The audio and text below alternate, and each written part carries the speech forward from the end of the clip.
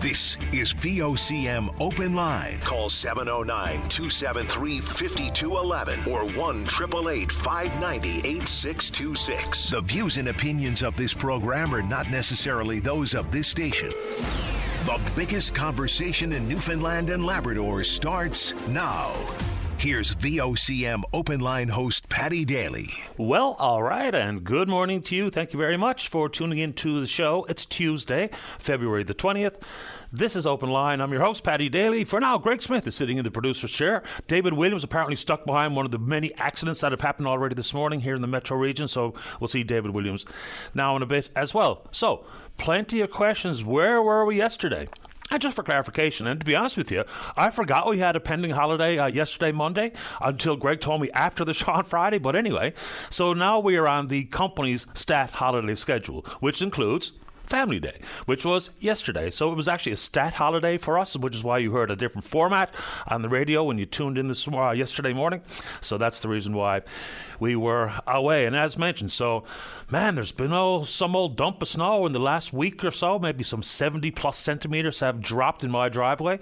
So there's been lots of snow clearing required. And of course, yesterday was much more of a West Coast type of snowfall.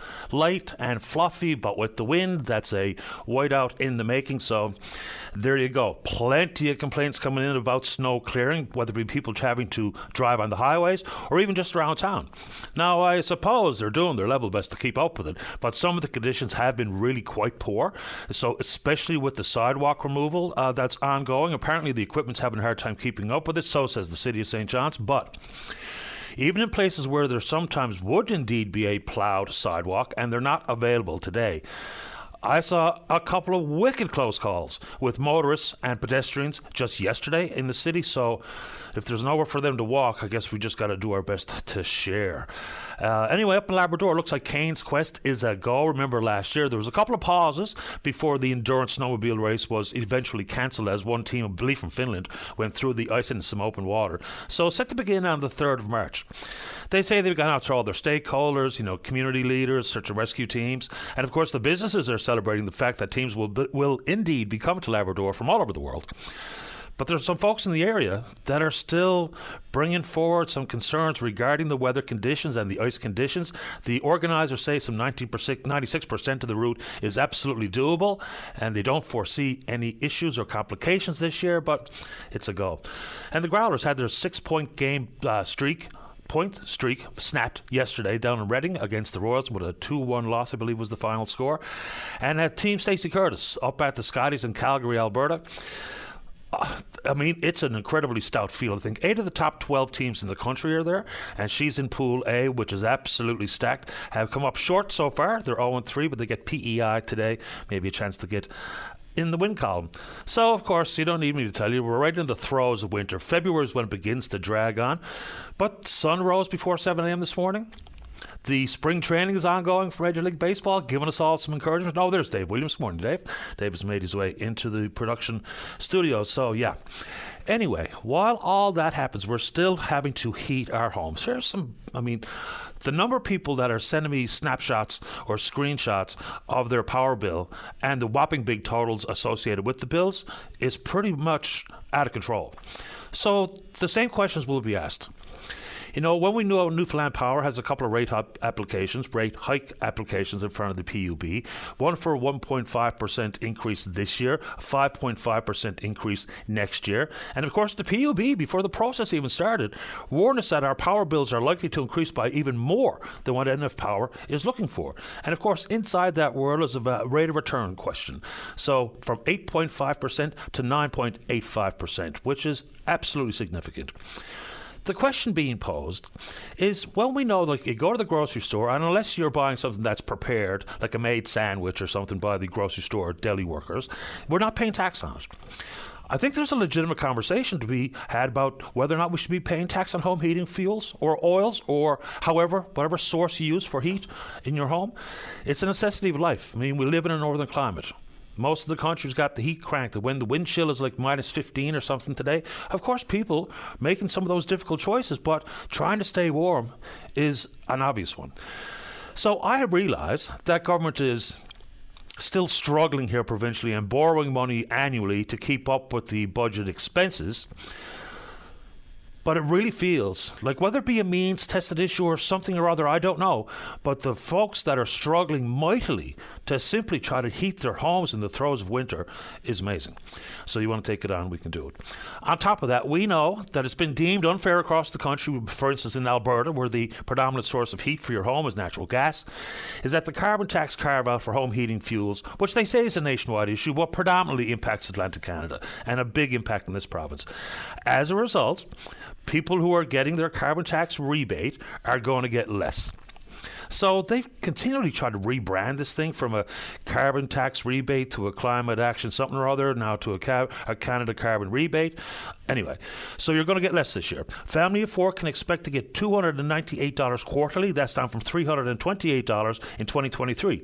A single adult will get a benefit of $149 quarterly compared to $164 last year. And that's, of course, all based on the carve-out. The rural supplement has been doubled to 20% of the base amount. And the next payment, the quarterly payment, is on the 15th of April. I read a news story this morning that said April 1st, but it's on the 15th of the month, April, July, October, and in January. So expect less on that front. And interestingly, based on documents got by Radio Canada, and I seem to be in the minority, really curious about what's happening with the negotiations between this province, Quebec, Newfoundland and Labrador Hydro, and Hydro-Quebec regarding 2041. So apparently, there's documents out there that show there's been at least 5 out-of-province meetings so far, which would include, of course, the first couple of preliminary type of discussions. But it's certainly really couched differently here than it is in Quebec. So I don't expect the province to put all its cards on the table during the middle of these negotiations. But there still needs to be some understanding of, number one, what exactly 2041 means, and the willingness, so says Premier Legault of Quebec, his willingness to reopen the contract if there's an expansion of generation on the river.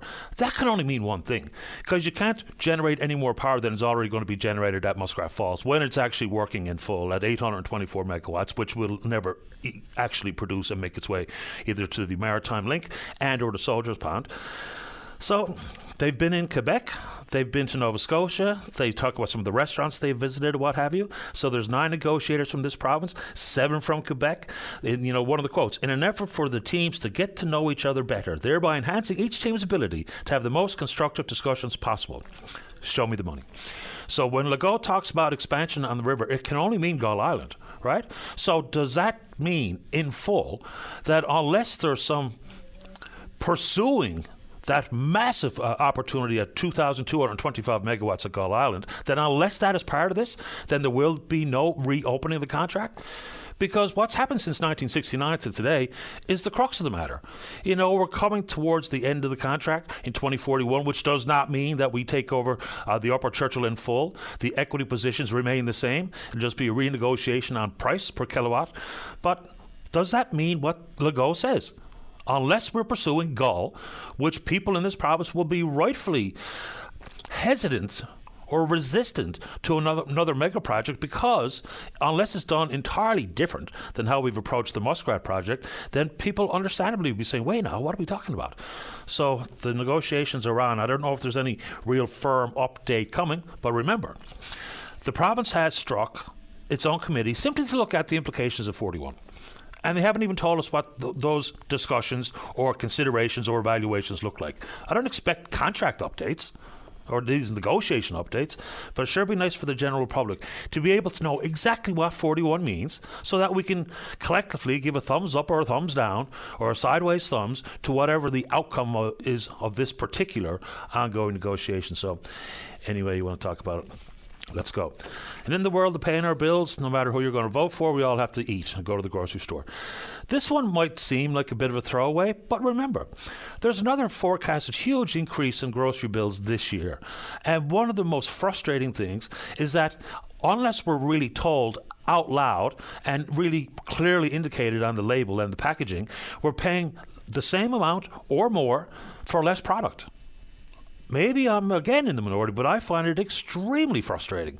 So in certain countries in the world, they're actually regulating it, forcing the companies to put very clear indication that the price may indeed be the same or more, but we have reduced the volume. Make it clear. Because then, as thrifty consumers, because not everyone remembers exactly how many milliliters was in your Dawn dish soap.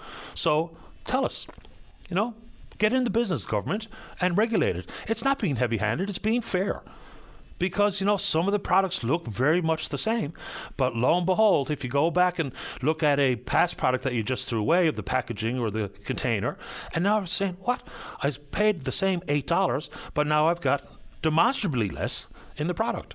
Maybe that's a small one, but we talk about the big profits. And I know their margins are not huge, and some of the big profits being made by the grocery giants is not all necessarily on food, whether it be with clothes or in the pharmacy or whatever the case may be. But that concept of just selling me the same thing for the same price or more and I get less of it is infuriating. You want to take it on?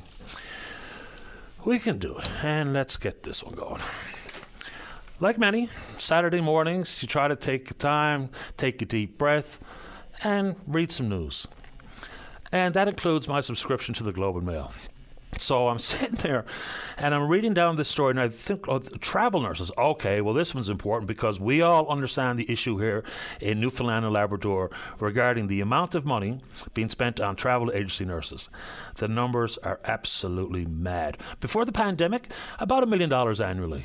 Last year, between April and August, 5 months, $35.6 million on nurses from private agencies. In 5 months, $35.6 million. Okay, so we've asked Minister Tom Osborne very directly about travel nurses, whether or not there should be a date as to when we're going to phase them out. Other provinces are doing exactly that. Minister Osborne says that could be catastrophic. They might all flee to other jurisdictions. I don't know. But here's the problem. So there's a company that we've hired, Canadian Health Labs, based in Toronto. They charge nearly double the rate of similar agencies in Canada. So if there are other nursing agencies out there, and apparently we sole sourced the contract to Canadian Health Labs, Leader of the Opposition, Tony Wakeham, says that shortly after there was some contact with one of the Premier's aides, very close to that date, they had a sole source contract with this company. Not great. So here's the issue. In some instances, payments were up to $300 an hour for each nurse. General duty nurses can make between $37 and $47 an hour. So when Yvette Coffey and others are commenting, saying it's mind-boggling, and it absolutely is. Here's some other issues. They get paid double for the meal allowances, making over 6 times the amount of any registered nurse. And in some places, CHL is paying nurses for training, cable bills, and in some instances, furniture. What does furniture have to do with it? So this issue is absolutely huge. Whether it be the amount of money, which is astounding, $35.6 million over 5 months, but the fact that this apparently is a sole source contract, simply 100% not good enough. And so what do you do? Mr. Wakeham also goes on with a very common sense suggestion, which we've put forward many times on this program. It's one thing to offer folks leaving, whether it be the nursing school or Mun's Med School or whatever healthcare discipline, offer them a job on the way out. No, let's offer them a job on the way in. Day one, upon being accepted and sitting in the classroom for the very first time, we are in touch with you 100% of the entirety of your education, offering you jobs, giving you updates. Because the lure of working as a travel nurse, and I'll be honest with you, if I was a registered nurse or nurse practitioner and I can make double or more, get me cable bill paid, travel, training, that looks pretty enticing to me. So we've got to get out in front of this issue. But that number is remarkable. Again, for context, pre-pandemic, about $1 million a year annually. Last year in 5 months, almost $36 million. So when I read that story, and of course, Linda Swain from VOCM News, she sent me the link as well later in the day. I'd already seen it, but it was making its rounds. Inside of 24 hours, 100 people sent me the same link because we've got to get to the bottom of it. But then there's the additional call to bring in the Auditor General. Fair enough. The only issue is, look, the Auditor General, Denise Hanrahan, and her team, they do critically important work for the people of the province. The only issue with the AG's work will be, and it's not directed at the Auditor General and or her team, is what happens when we get the reports. Where does the accountability lie? Do things actually change?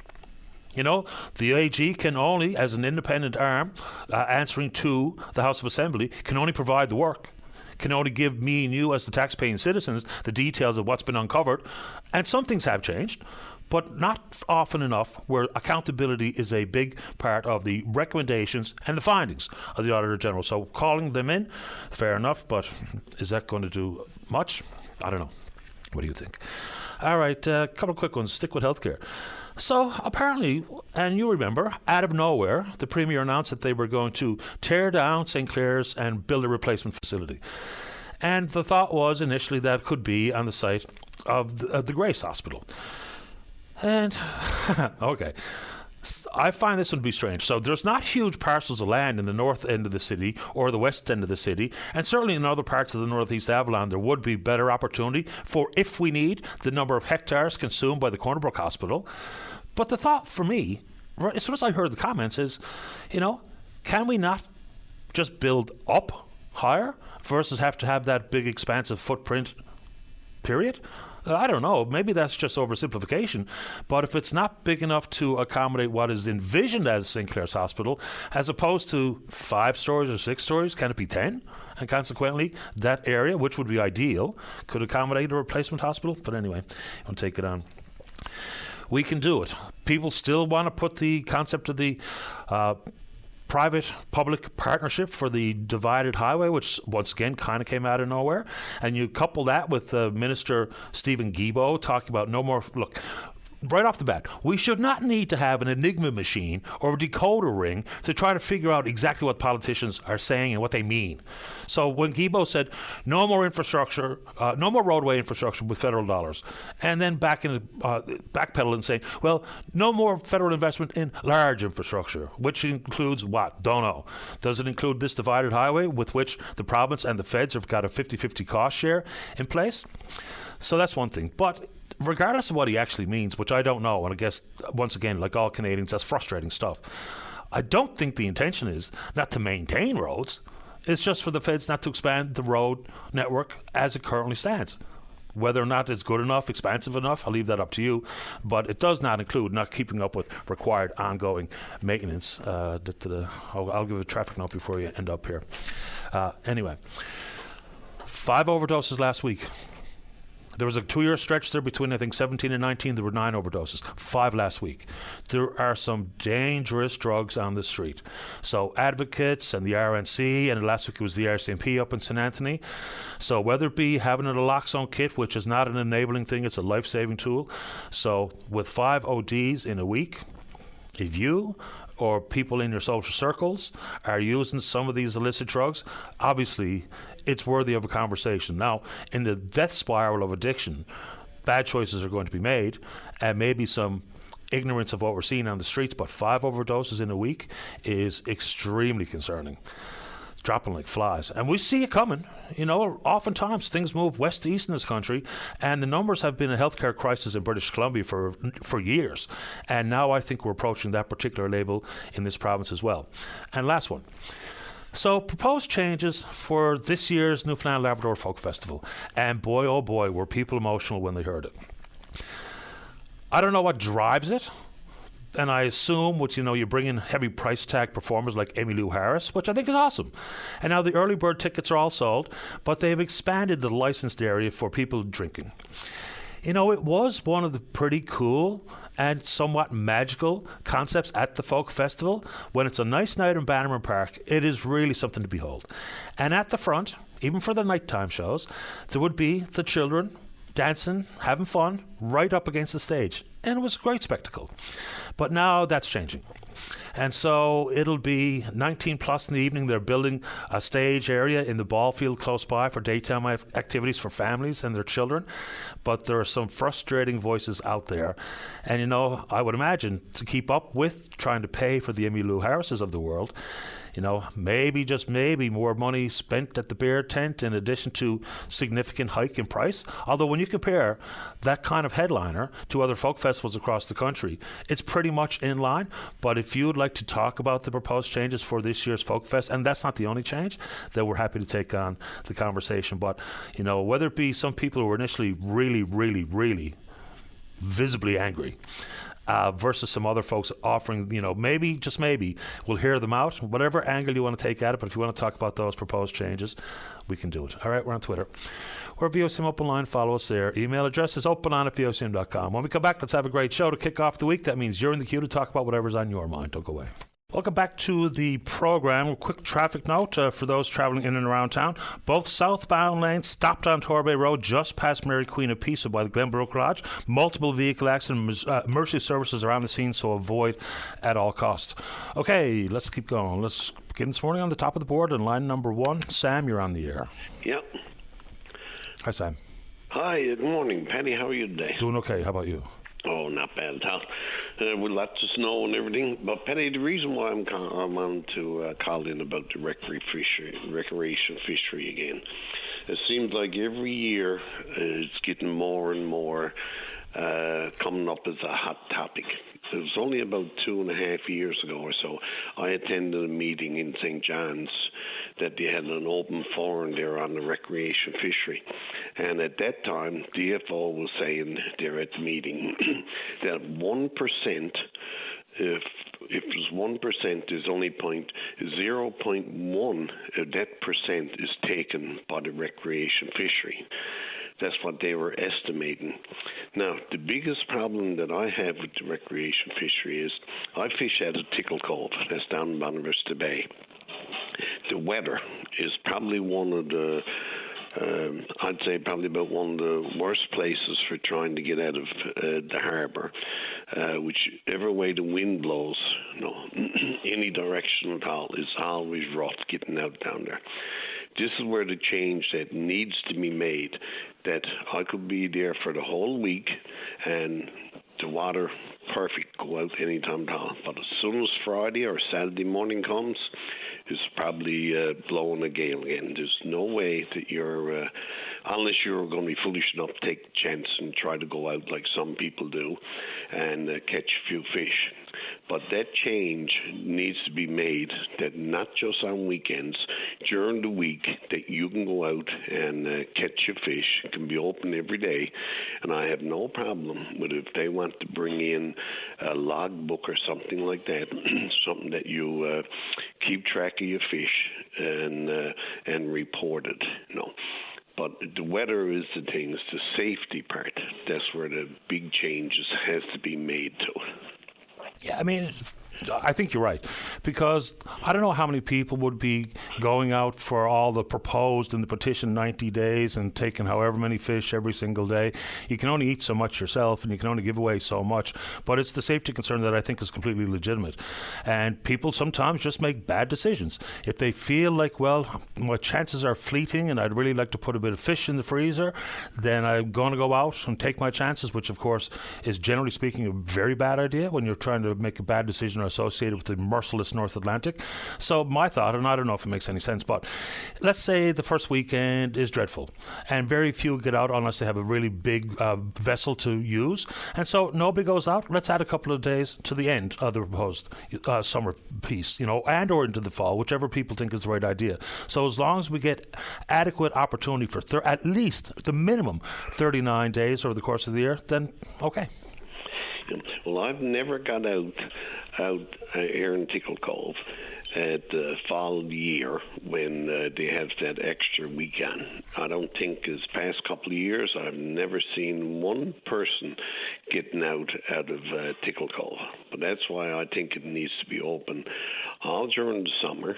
You keep track of your fish and report it, and then you don't have to go taking those chances for people going out when the stormy is. And I'm sure the Tickle Cove is not the only place that is stormy and hard getting out of, right? So if there's any changes going to be made, that's the one that I would like to see, because you have lots of people coming home on holidays that I know that I take people out when they're home on holidays, things like that. And if it's just on a weekend and they're only home for a couple of weeks, so they get one weekend really. And if it's stormy that weekend, well, they don't get out, right? So that's the part that I'm really concerned with, and I would love to see them change that, open it up, and you can go out, but No, if they got to bring in a lag system, some kind of a one or something like that, but I don't agree with the tags part. So that's where I stand on recreation fishery, and I know just about on your show lately, there's been a lot of kick up, and I think there's still a lot of fishermen against the recreation fishery. Don't really want to see it any time during the year. Of course, there was one harvester call one day last week talking about something that I didn't even know was a thing. It's the amount of tonnage set aside for unreported catch and what that actually means. Is that all associated with the food fishery or the recreational food fishery, or is it something else we're still trying to figure it out? I don't know, because that was the first time I heard that person on there, right? But I didn't hear. Never heard telling that before, that there was that much fish set aside or anything like that. No, me neither. I'm still trying to figure that one out. No, so I'm just hoping now, like I say, if there's any changes, that they're going to make a sensible change and have it for you can go out any day, whichever way that whichever system they want to bring in. So, Patty, I'd like to just say thanks for the time this morning, and I appreciate being able to get on your show. I appreciate you making time for us, Sam. Stay in touch. Okay, Patty. Bye. You're welcome. Bye-bye. All right, before we get to the break, let's go to line number 4. Good morning, Mary. You're on the air. Hi. Do you have the number for the accountants that are doing the income tax returns for seniors? They sit up at the Legion every year. Right, and let's see here, because there's a couple. There's one called the Community Volunteer Income Tax Program, and that's right across the country. I do know who can help you, though. Oh, do you? That'd be fantastic. I do. I'll give you a number right now, and this should be more than easy. And I'm going to get you to call Seniors NL, because they actually have a list right in front of them that they can help you. They'll be able to give you the one closest by. So let's see here. Our location. All right, telephone number for Seniors NL is 709 737 23 33. Yeah, they'll have a list right in front of them, and they'll be able to put you in touch with the folks closest by where you live. Yeah, well, I know they do it at Black Marsh Road Legion, and I know the times I was able to get through the Legion yesterday, but they don't know who does it and didn't have a telephone number for them. Yeah, I think they probably all operate under that Community Volunteer Income Tax Program, and Seniors NL is absolutely going to be able to help you out on this one. Okay, thank you very much. I appreciate that. You're welcome, Mary. Good luck. Bye-bye. Okay, bye-bye. All right, let's go ahead and take a break. Don't go away. Welcome back to the show. Let's go to line number 2. Good morning, Robin. You're on the air. Good morning, Patty. How are you? Doing okay this morning, thank you. How about you? Not too bad. I am calling to talk about the social determinants of health and governance. The health accord, I guess. Mm-hmm. So you're familiar with the health accord, I'm sure. I'm also very familiar. I attended every town hall that was made available. I've read the report a couple of times. I've been through every presentation. I don't know if you knew this, but on the Health Accord website, they have a copy of every presentation that was given to the team in preparation for the report. And so there's some really interesting information there in those presentations about programs being offered locally, research, different interventions that the Health Accord could have considered when it came time to making their recommendations. And so within the first couple of years, they had the blueprint, right, the 10-year blueprint for how this was all going to be laid out.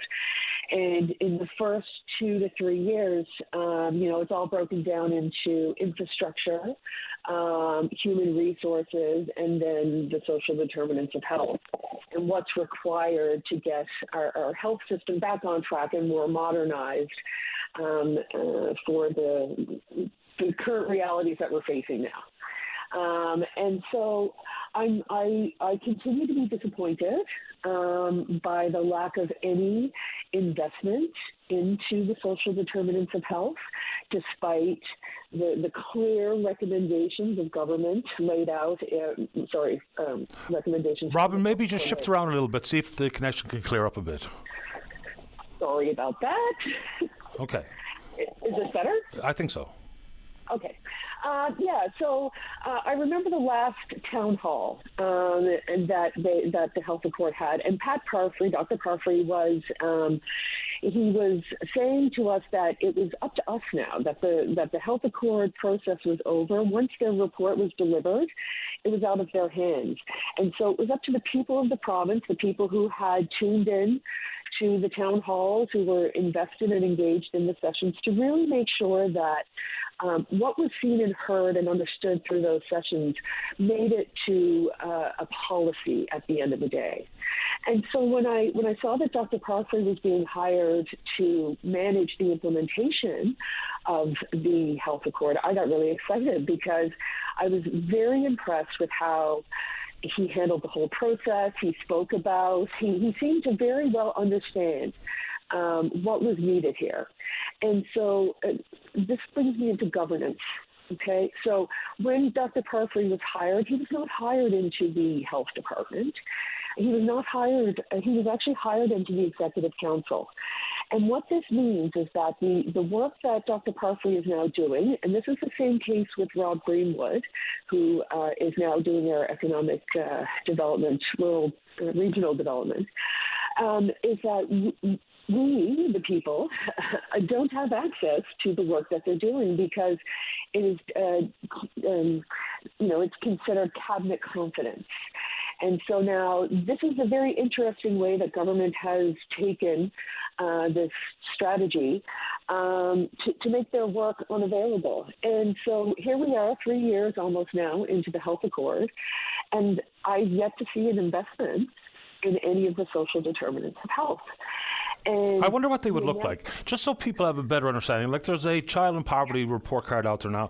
18% of youth 17 and younger living in poverty in this province. So one of the social determinants of health is, well, there's many, of course, man or woman, where you live, level of education, amount of money you bring in the door, and a variety of other measures that have implications directly with your overall health and interactions with the healthcare system.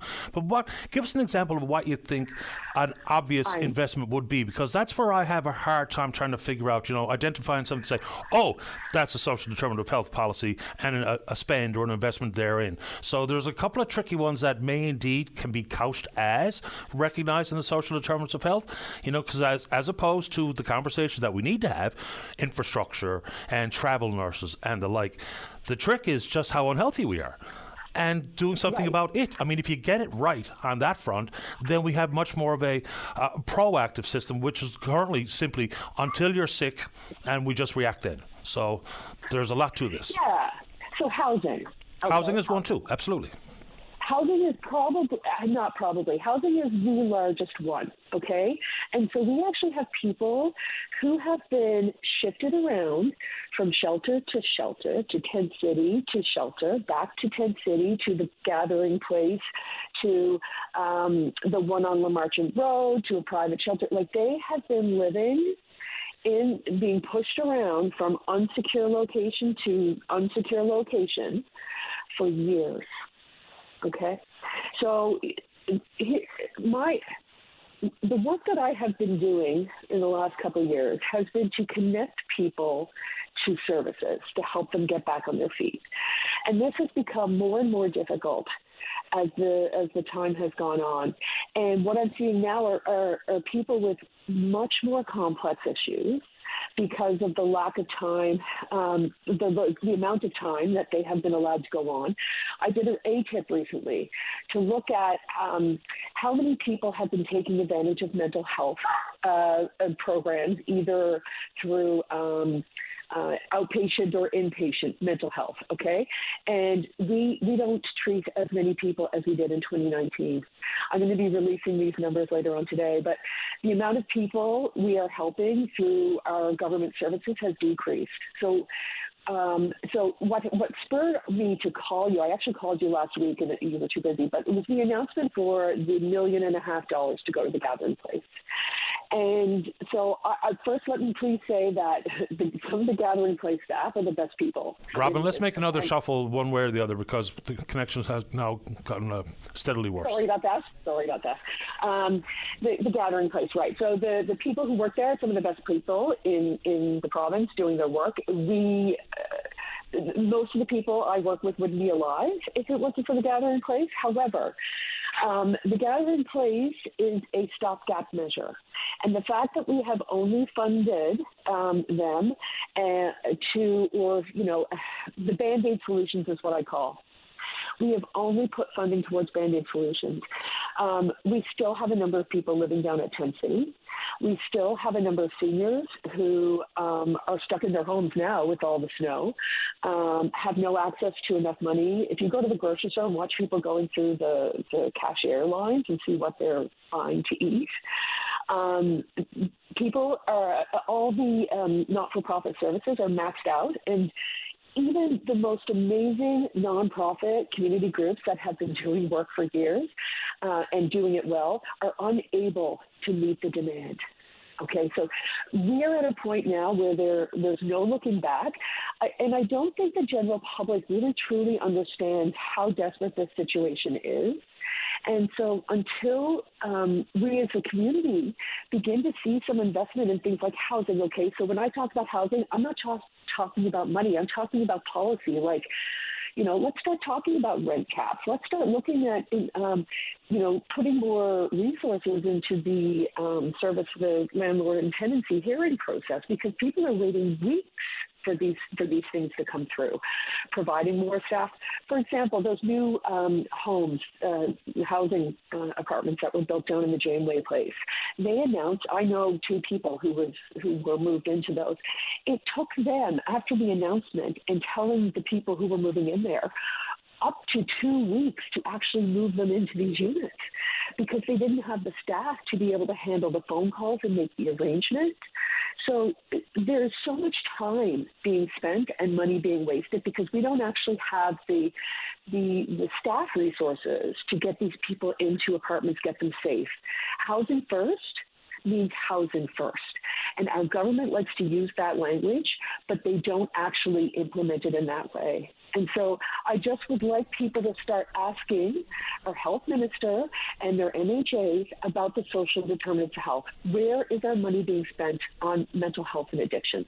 Where is it being spent on housing? How is the government investing in the social determinants of health? Because up until now, we've had Wellness Week, which was nothing other than a comms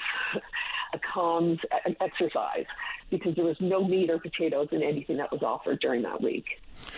I appreciate the time this morning, Robin. Thank you. Thank you for having me. You're welcome. Take care. Bye. Right, bye-bye. And this directly from the Gathering Place. The Gathering Place is building a new housing facility that will include a new purpose-built shelter providing more privacy and better amenities than currently exist today. A floor for transitional housing, 2 floors of supportive housing where people will reside, potentially permanently, having those arm's length support provided by the staff at the Gathering Place.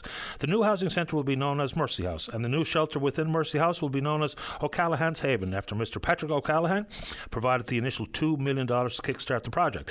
The project is also being funded by CMC Newfoundland and Labrador Housing and other donors. As quite often we now have additional work that needs to be completed, so therefore the project is not currently fully funded, but we're working on that. Will I get another one before we take a break? Line number 1? Okay, let's go to line number 1. Kristen, you're on the air. Hi, Patty. How are you? Doing great. How about you? I'm doing okay, thanks. Today I wanted to talk a little bit about the state of sidewalk clearing in St. John's. Sure. We've had multiple rounds of snow, as is normally the case this time of year, and it is becoming increasingly frustrating as someone who relies almost primarily on sidewalks to get around, along with the bus routes. And it really does seem like there's no intention or effort on behalf of the city to try to make life just a little bit easier for those who are pedestrians or who try to utilize public transit. I think, when we wake up in the mornings and we see streets have been plowed, excellent. I live on a cul-de-sac. My street was plowed multiple times within 24 hours. But sidewalks, I have no idea. I have no idea when I can get out and start walking around again. And the message there is, we don't matter. We don't care about, the people who need to get around who aren't in a car. And it's a little frustrating. Look, like I mentioned off the top of the show, I saw a couple of real close calls yesterday inside the center city area, and there would normally be sidewalks there, but they weren't plowed. Now, the city has invested more money and bought more machinery, but when I guess we get the kind of dumps we've had in the last several days, trying to keep up with it is going to be a monumental task. I saw them out there trying to do some sidewalk work today. Then there was an accident between a vehicle and a sidewalk snowblower or plow, whatever the right word is. So I totally get where you're coming from. Some of the areas where I saw the close calls were absolutely on some of those routes where the Metro bus would be picking up and dropping off their passengers. So it stresses me out driving around, to be honest with you. Well, totally. And as someone who is out there as well, I feel that pressure too. I don't want to be in the way of traffic. That's not my intention. I don't think it's anyone's, but we really do a disservice to a large segment of the population by doing things this way. And that includes people who are seniors, people who are disabled, students, and new Canadians as well. And I think that says a lot about where we choose to put our resources. And it shouldn't have to be a constant fight, especially when we're in a place where we're welcoming more people into our province. And we want them to stay, and we want them to participate in our community and our economy. This is kind of something that needs to be up there in terms of our planning. I think in the priority lists, of course, would be the notables around hospitals, schools, 300 metres either side. And I believe right there on the top priority is the areas of, close by the bus stops. So I think that's part of the priority. And I'm not trying to defend the city, because I found some of the snow clearing over the past few days not great. Right, not great, yeah. But keeping up with it, because even yesterday, I thought I had read the forecast at 2 to 4 centimeters. Guaranteed 10 fell in my driveway. So totally, yeah, but nice and fluffy yesterday. So I was more than willing to be the put up my hand for the shovel duties. Kristen, point taken, point made. Anything else you'd like to add this morning? No, just thank you for your time. And I'll just add, I live right city center, close to the university, close to a number of schools. And it's still pretty dismal here, too. So, priority or not, it's I think they need to revisit it. Appreciate the time. Thanks for the call. Thank you. Bye-bye. You're welcome. Bye-bye. Just a quick tweet. And, talk about mental health. And I don't know if anyone's screaming at the government to solve the mental health crisis, because I don't think there's a solve available. What there needs to be, and like I see Christy Allen this past weekend, was about 168 weeks of asking for better long-term access to mental health care. So that's the consideration here. Is we're never going to solve issues like that. It's access to the help you need in a timely fashion. Continuity of care. Even if we're talking about things like in the Towards Recovery report, talk about spending 9% at least of the healthcare budget directly on mental health services. So there's, I think, a bunch of different things. So the suggestion, and this is coming from, I'll leave her name out of it, that's not fair, she didn't ask for her name to be put forward. So rather than scream at the government to solve the mental health crisis, why not form a committee to find out what's at the core of the crisis to stop it? Never heard what role the parents, teachers, doctors play or the legalization of marijuana? I don't know what the implication would be there, but, inside of schools, and you talk about teachers, there's also that ratio of students to guidance counselors, which at least 10 years ago, moving from one guidance counselor per 500 students, the suggestion or the recommendation was one guidance counselor for 333 students. We're not there. So there are lots of different arenas. And yes, parents talk about how their children are, where their children are, their state of mind, coping techniques, guidance and assistance. Same thing inside the world of the schools. And I think we've had maybe a piecemeal approach at understanding all of these different components. And whether or not there's another committee required, but in fairness, I don't think there's anything like, we're not going to stop it. We just have to make sure that the care is there. Let's go ahead and take a break. Don't go away. Welcome back to the show. Let's go to line number 3. Donna, you're on the air. Good morning, Patty. Appreciate your time this morning. No problem. I'm a retired OBS nurse and a member of the Citizens Health Action Group, also known as CHAG in Gander. And this morning, I'd like to just take a minute to invite the citizens of Central Northeast to join us in a rally on Friday, February 23rd, in front of James Pate Memorial from 12 to 1:30. The purpose of this is we want to kind of keep the pressure on Central House to get a timely reopening of the OBS service in Gander. And we're hoping to get as many residents to stop by and spare as much time as they can on Friday. So with the most recent update, so they say the unit is renovated, 3 obstetricians have been hired, the hiring of a 4th is ongoing, the nurses are trained and in place and ready to go, and they say that the unit will be fully operational early this year. Do you get cold comfort from that, or do you think there's still something missing here? I think there's still something missing because they released a statement, I guess it's almost 2 weeks ago now, Newfoundland Health Services, saying that they were making progress in the reopening and that the unit was open and they were relocating the gynecological and pediatric service, which was giving, in my mind, the public the impression that those services were gone as well, but they weren't. They were just in a different location in the hospital. So that's misleading. So being a previous employee of Central House, I've got a distrust of statements like that. It's not clear. It's not open.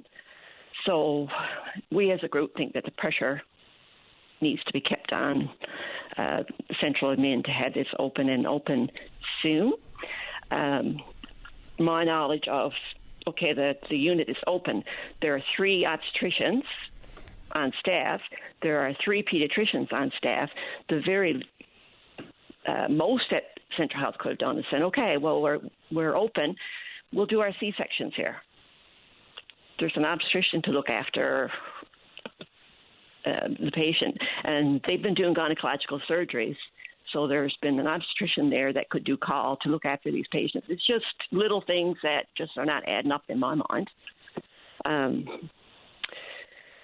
There's a conspiracy theory there for me. Since the health accord was spoken of several years ago, it's almost like there's been a plan there to have one service. And that's not conspiracy. The conspiracy there is very clearly stated that should be one obstetrics unit in Central, and that to be in Grand Falls, Windsor. Yeah, but there was a plan put in place. That was in 2021, the health accord. I retired in 2019 because of the ongoing diversions and just the unease of working there because you didn't know where you're going to work from one day to the next. So I was eligible to retire. And at that time, there was talk of more diversions. But in 2020, the service resumed after a prolonged diversion. In 2021, concerns with the LBS coverage in the region, so they said they're going to do short-term diversions back and forth. So from the fall of 2021, like September, the diversion was Gander, October it was Grand Falls, November it was Gander, December it was Grand Falls, and then they decided, no, we're done. And the health accord was coming about around the same time, and they closed Gander permanently at that point. So it's been in the works for a while, and it just makes me angry because a lot of my previous coworkers were very well-trained, knowledgeable obstetrical nurses who have since gone to take jobs elsewhere. So now it's on Central to reestablish this, but they have to retrain new nurses, and I just kind of want to challenge them to make this sustainable and to be a better work environment. It's interesting, the relationship of this unit being reinstated in Gander and the health accord, and which brings forward some big questions. Robin earlier talking about the social determinants of health, investment in policy that would address that directly. Then it's, how closely are they even going to follow their own roadmap here? Because it was pretty clear there was only going to be one obstetrics unit in Central. It was going to be in Grand Falls, Windsor. And back in 2021, there was 105 births for people that lived in GFW and about 95 for people that live in Gander. So I suppose, like most decisions, hopefully they're made with using the best available data. And like every discipline inside healthcare, especially doctors, OBGYNs, they want to be delivering babies. Surgeons want to be cutting. So that's how some of these decisions inevitably are going to have to be made, but their own recommendation is not being followed on this front, which I think logically begs the question, what other recommendations won't be followed? Because they were all done very thoughtfully. I don't know if you participated in any of the health accord stuff and their subcommittees, but there was a ton of input, some really important information shared, considered, and implemented in the eventual health accord itself. So I wonder how closely they're even going to follow it. Same thing I think can be said for the Premier's economic recovery team and Rothschild or McKinsey and co. I mean, we were told they're all the roadmaps. Where are we on the road? Are we even on the road? Exactly, yeah. And when I go back to the ban report, like all this, up to the time I left in 2021, the workplace is still a toxic place. I'd like to know, when it comes to the central administration, who are they accountable to? Are they accountable to our government representative?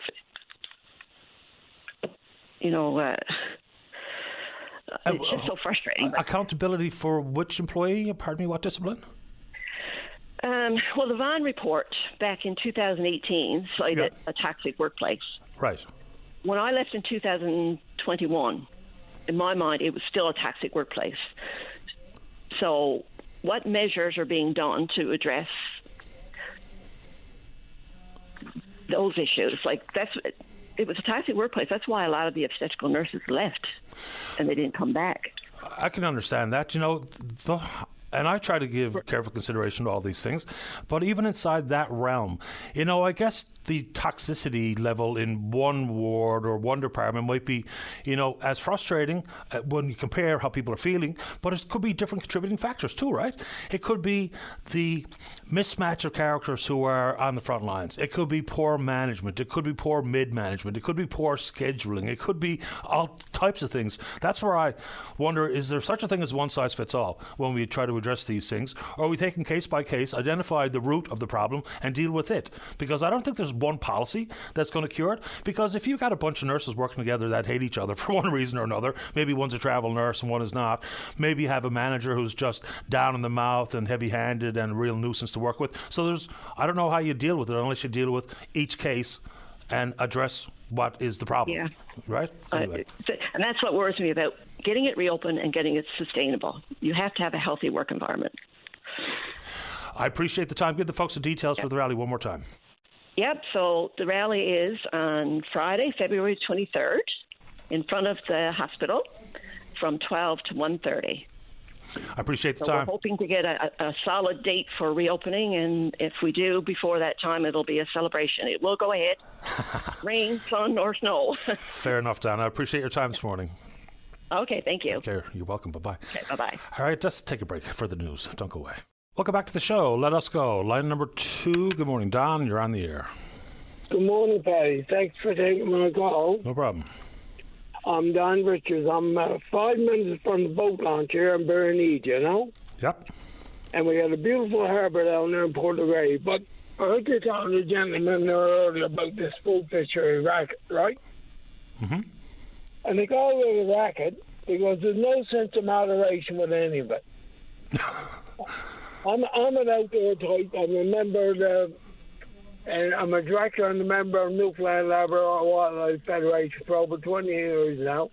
And right when this spook fishery stuff started many years ago, all these various organizations, Greenwood, with the Boat Owners Association, Wildlife Federation, and different groups, they wanted it like people want it now, open.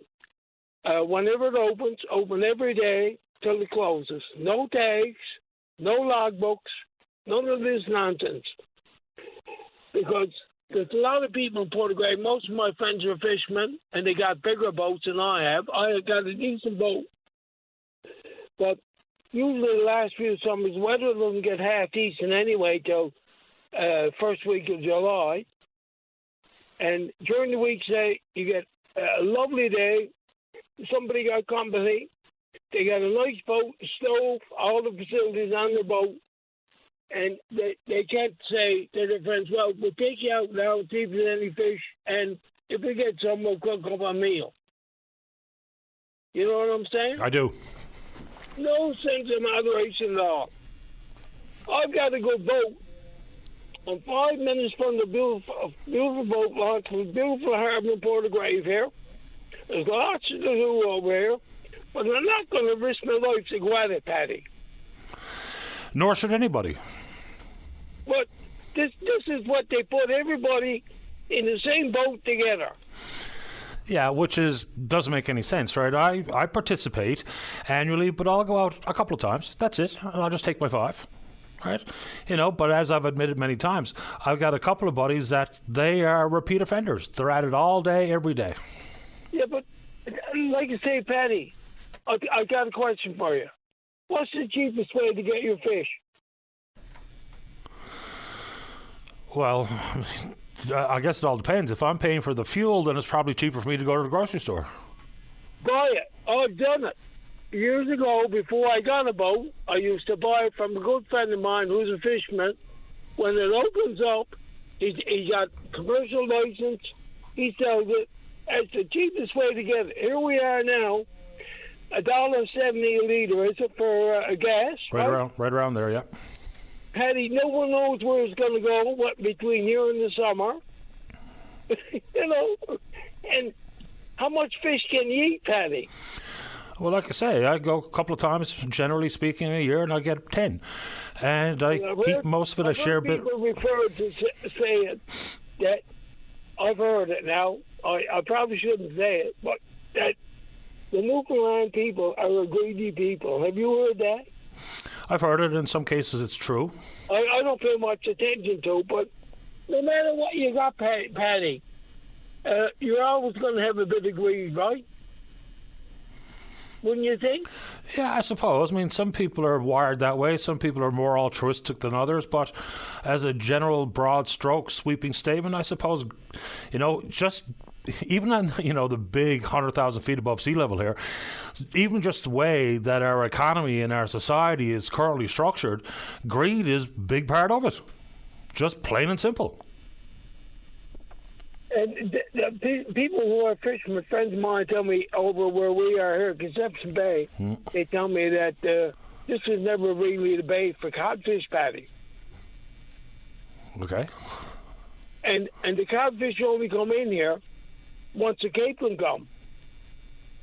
Because people go out earlier in their boats looking around, say, have a nice day, go out and have a look around, run around, got the fish founders on the boat. If there's no capelin coming in, most times codfish are not around there. They're following the fish, right? The cod are following the capelin, sure. Yeah. Yeah, so if it opens up first day of July or whatever, first week of July, people go out looking, and they don't mark any fish or whatever, and they're fishing, no codfish. Well, you would think you're not going to just waste money, waste gas, go out if the capelin aren't around. You know what I'm saying? Yeah, people make their educated guesses, whether they be mariners themselves or have some actual lived experience regarding when it's more likely that the cod will be around. Sure, yeah, absolutely. The same thing if you're going to go to St. Vincent's to see the whales, you're not going to go until the capelin are in.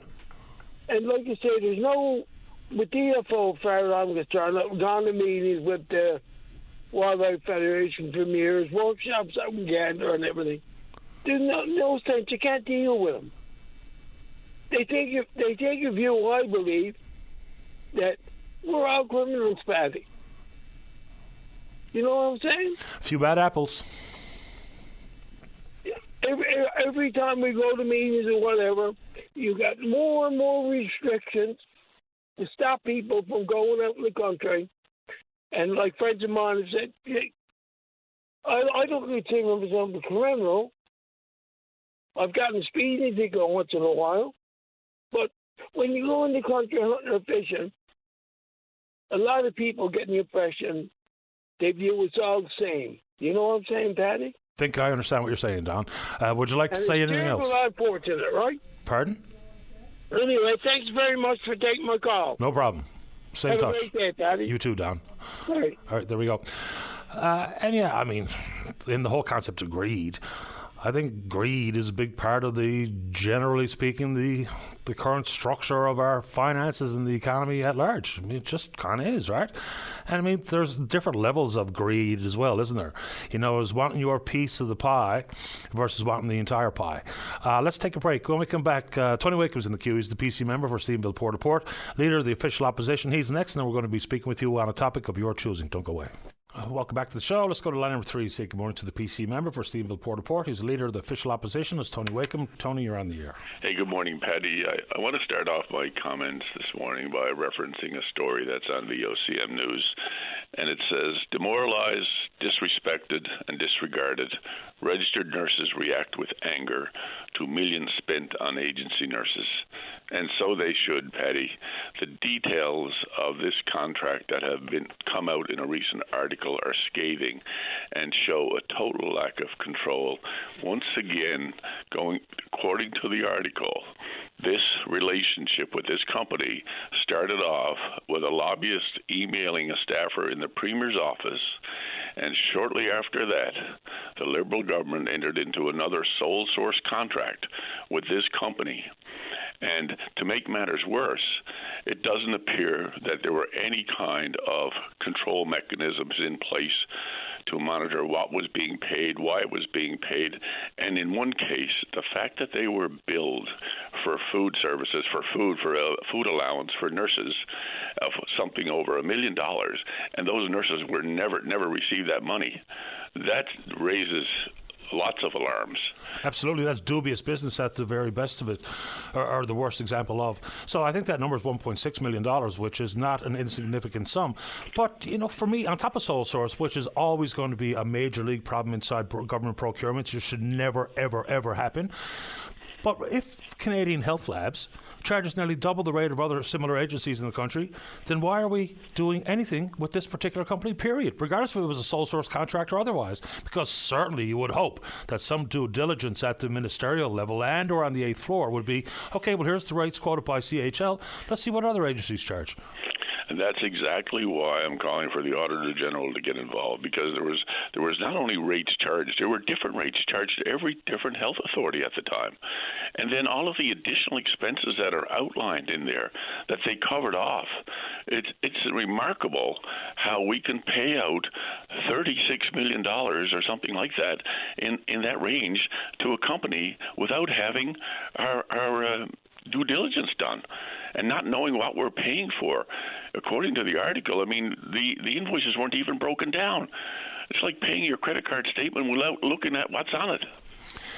Paying for cable bills, look, I can understand paying for training and those types of things. That's pretty standard fare. Cable bills, furniture? Like, what does furniture have to do with offering healthcare services? I mean, unless we're talking about a psychiatrist's couch, and that's probably a poor choice of words, but what does this even include? And it's also vague. Then you look at pre-pandemic numbers, about $1 million annually. In a 5-month section of last year, $35.6 million. It's egregious. Yeah, and the other worry and the concern is it's not going away. Our use of travel nurses seems to be increasing, not decreasing. And that's a concern.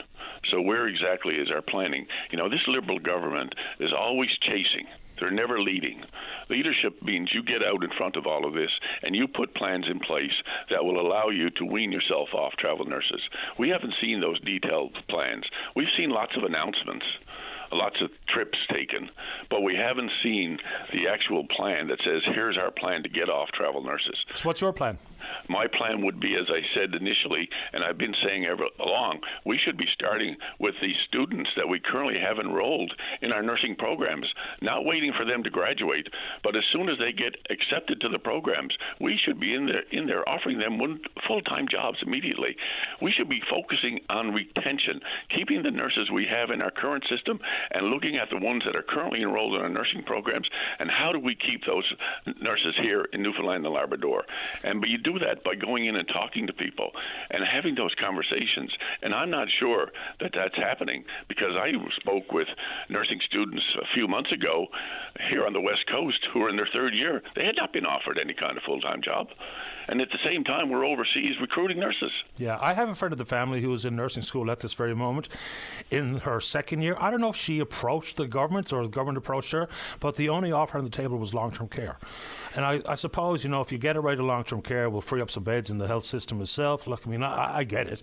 But I've made this point many times. What would be fascinating, I think, is if you went to a graduation ceremony, a convocation, and did a so-called exit interview with the graduates walking across the stage and ask them exactly that question. Have you been offered a job? When's the first time you heard from someone who's recruiting for NL Health Services? I think that would be very illuminating. I don't know what the current process is. It would be, I think, eye-opening and very helpful and possibly informative if Dr. Megan Hayes could come on the show. She's, of course, the Deputy Minister responsible for recruitment and retention, because retention is a different beast. Retention is a lot of things.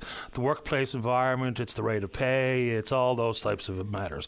But inside the world of recruitment, if it does not start with the first day you walk into a lecture theatre as a healthcare professional, a pending healthcare professional, we should be talking to you via email, threads, quarterly check-ins, face-to-face. Here's the opportunities that we have. Here's the parts of the province where we have a need, just so you're all informed, as opposed to waiting for Nova Scotia to come in and poach you, waiting for CHL to come in and poach you. So I'm with you 100%, but I'd like to know exactly what the strategy looks like formally. But that's exactly what needs to happen. It needs to be a formal strategy. It needs to be a plan.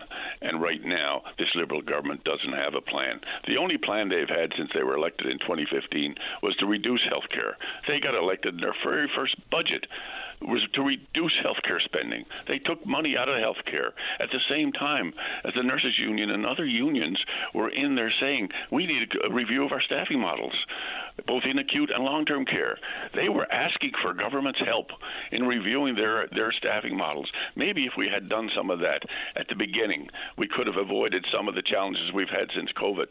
I'm not going to suggest that it would have solved everything, but that's how you plan. You have to start, and if you never start, you'll never finish. And of course, it depends on what your viewpoint is. We've had a former deputy minister who's now a minister of the Crown who spoke up and said, we perhaps have too many nurses, or we have more nurses than anywhere else in the country at the time.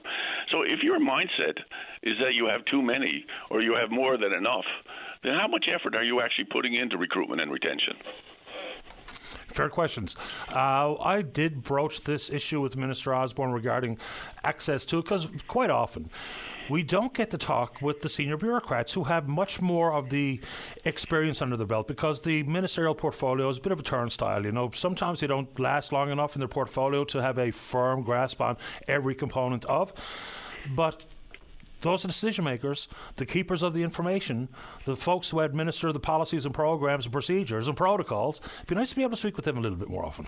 Yeah, and I'll finish with that one because I think, I've been in contact with people who worked in the system and continue to work in the system.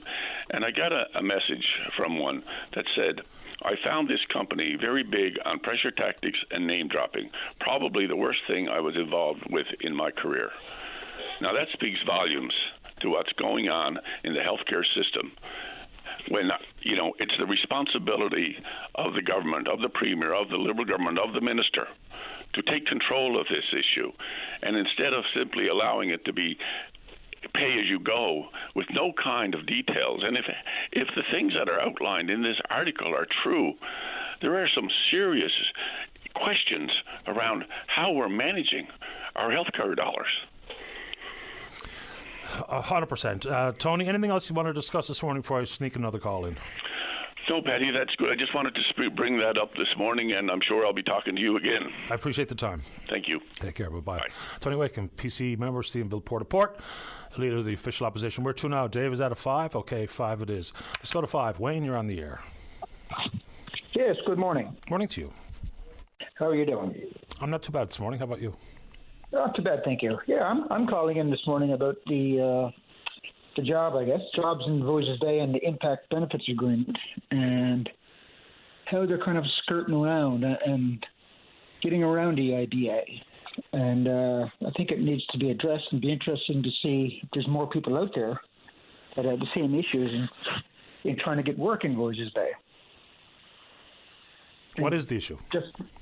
The fact I'm Aboriginal, and I've worked in Voisey's Bay, and I applied on the same job that I've had before, and then all of a sudden you're not even qualified for an interview. And it's given to non-Aboriginals when the IBA states that, if there's a qualified Indigenous person, they should have the job first, which is, rightly so. I mean, I got no qualms if there's more qualified people out there that get it, that are Indigenous, but I firmly believe that the IBA was put in place so that, we wouldn't be going down this road. But I find it on several occasions now, and, you talk to people and they've had similar instances where you're not even given an interview when you should at least be given, at least have that ability to be able to see if you qualified for the position. Yeah, so if I remember correctly, inside the impact benefits agreement, does it say, is there a certain percentage of the workforce that is to be Aboriginal? Because at this point, it's somewhere around 50 or 51% of somewhere in the neighbourhood of 500 people working at Voisey's Bay are Aboriginal. So is there a specific percentage? There is. I'm not sure what it is, but I still think once it comes to that percentage, they shouldn't say, okay, we met our quota. And no, I'm not suggesting that. I'm just looking for the benchmark. That's all. Yeah. You're right. You're right. I'm sure there is a benchmark, and I'm not sure what it is. And we do have a lot of people that are working in the kitchen and housekeeping department, and we need more. I feel in management, in upper level management. And like I said, I've actually worked in this job, and I had to push to even get an interview because I know the person who would have been my boss, which I should have had the job. And he was like, no, he's not even qualified. I'm not even going to give him an interview. So again, I had to push through the company who was actually doing the hiring and say, listen, there is an IBA that I should at least be able to get an interview for this job. Not saying that I should get it because I'm Aboriginal, but I should be at least given the courtesy of giving an interview because one is qualified. So just walk me through that a little bit further. So you say putting pressure on the company, you mean Voisey's Bay or Valet itself, or one of the contractors working for Valet? Yeah, no, one of the contractors. Okay. Valet is the client, and this company is, I don't mind saying it, I spoke to them, and they were quite shocked that I didn't get an interview. They're based out of Ontario, and I said, just following up, and they said, the manager came back and said that your resume didn't, he feel qualified for you to get an interview. And I said, whoa, I'm quite shocked because I actually held that job. And then, they said they were quite shocked as well. So I said, well, there is an IBA in place. So I pushed that and said that I will be going to the Aboriginal Affairs of Valet, of the Nunatsiavut with government. And with that, it was like, oh, okay, you'll get an interview. But again, the way they get around it is they don't have anyone else from the company on the interview. It's just you and them. So then it's your word against their word, which, again, if someone else gets a job, that's perfectly fine. But I think that they should have at least something in place so that they have another representative there so that, boom, if you are qualified, you should get it. I guess that's where I'm going. And I did push the IBA, and it's under investigation, and it's been over 3 weeks, and still nothing. But I suppose I don't know what the rationale is for rejecting one applicant or application or otherwise. So the fact of the matter is, whatever the job you were looking for and the job description itself, you have the qualifications attached. Period. Oh, most certainly. Like I said, I've been in that job. I've done that job, and it's. And again, I don't mind. It's not being sour that I didn't get the job. In a way, yes, but when you can't get answers as to why, that's, to me, is the frustrating part. When you know you're qualified, when you know you can do this job, and one person says no, it's. So I guess that's where I'm coming from with the whole IBA and the Valley. I think there's a lot more of it going on individually. So okay. Again, I just wanted to raise it. And I'm glad you called, Wayne. Appreciate the time. All right, thank you. You have a great day. You too. Bye-bye. All right, let's take a break. When we come back, we're talking Metro Bus, and Jeff wants to opine about what road conditions mean for tourism. That's a good one. And snow clearing and seniors. Don't go away. Welcome back to the show. Let's keep going. Let's go to line number one. Say good morning to one of the candidates running in Ward 4 here in the city of St. John's. That's Tom Davis. Tom, you're on the air. Good morning, Patty. Morning to you.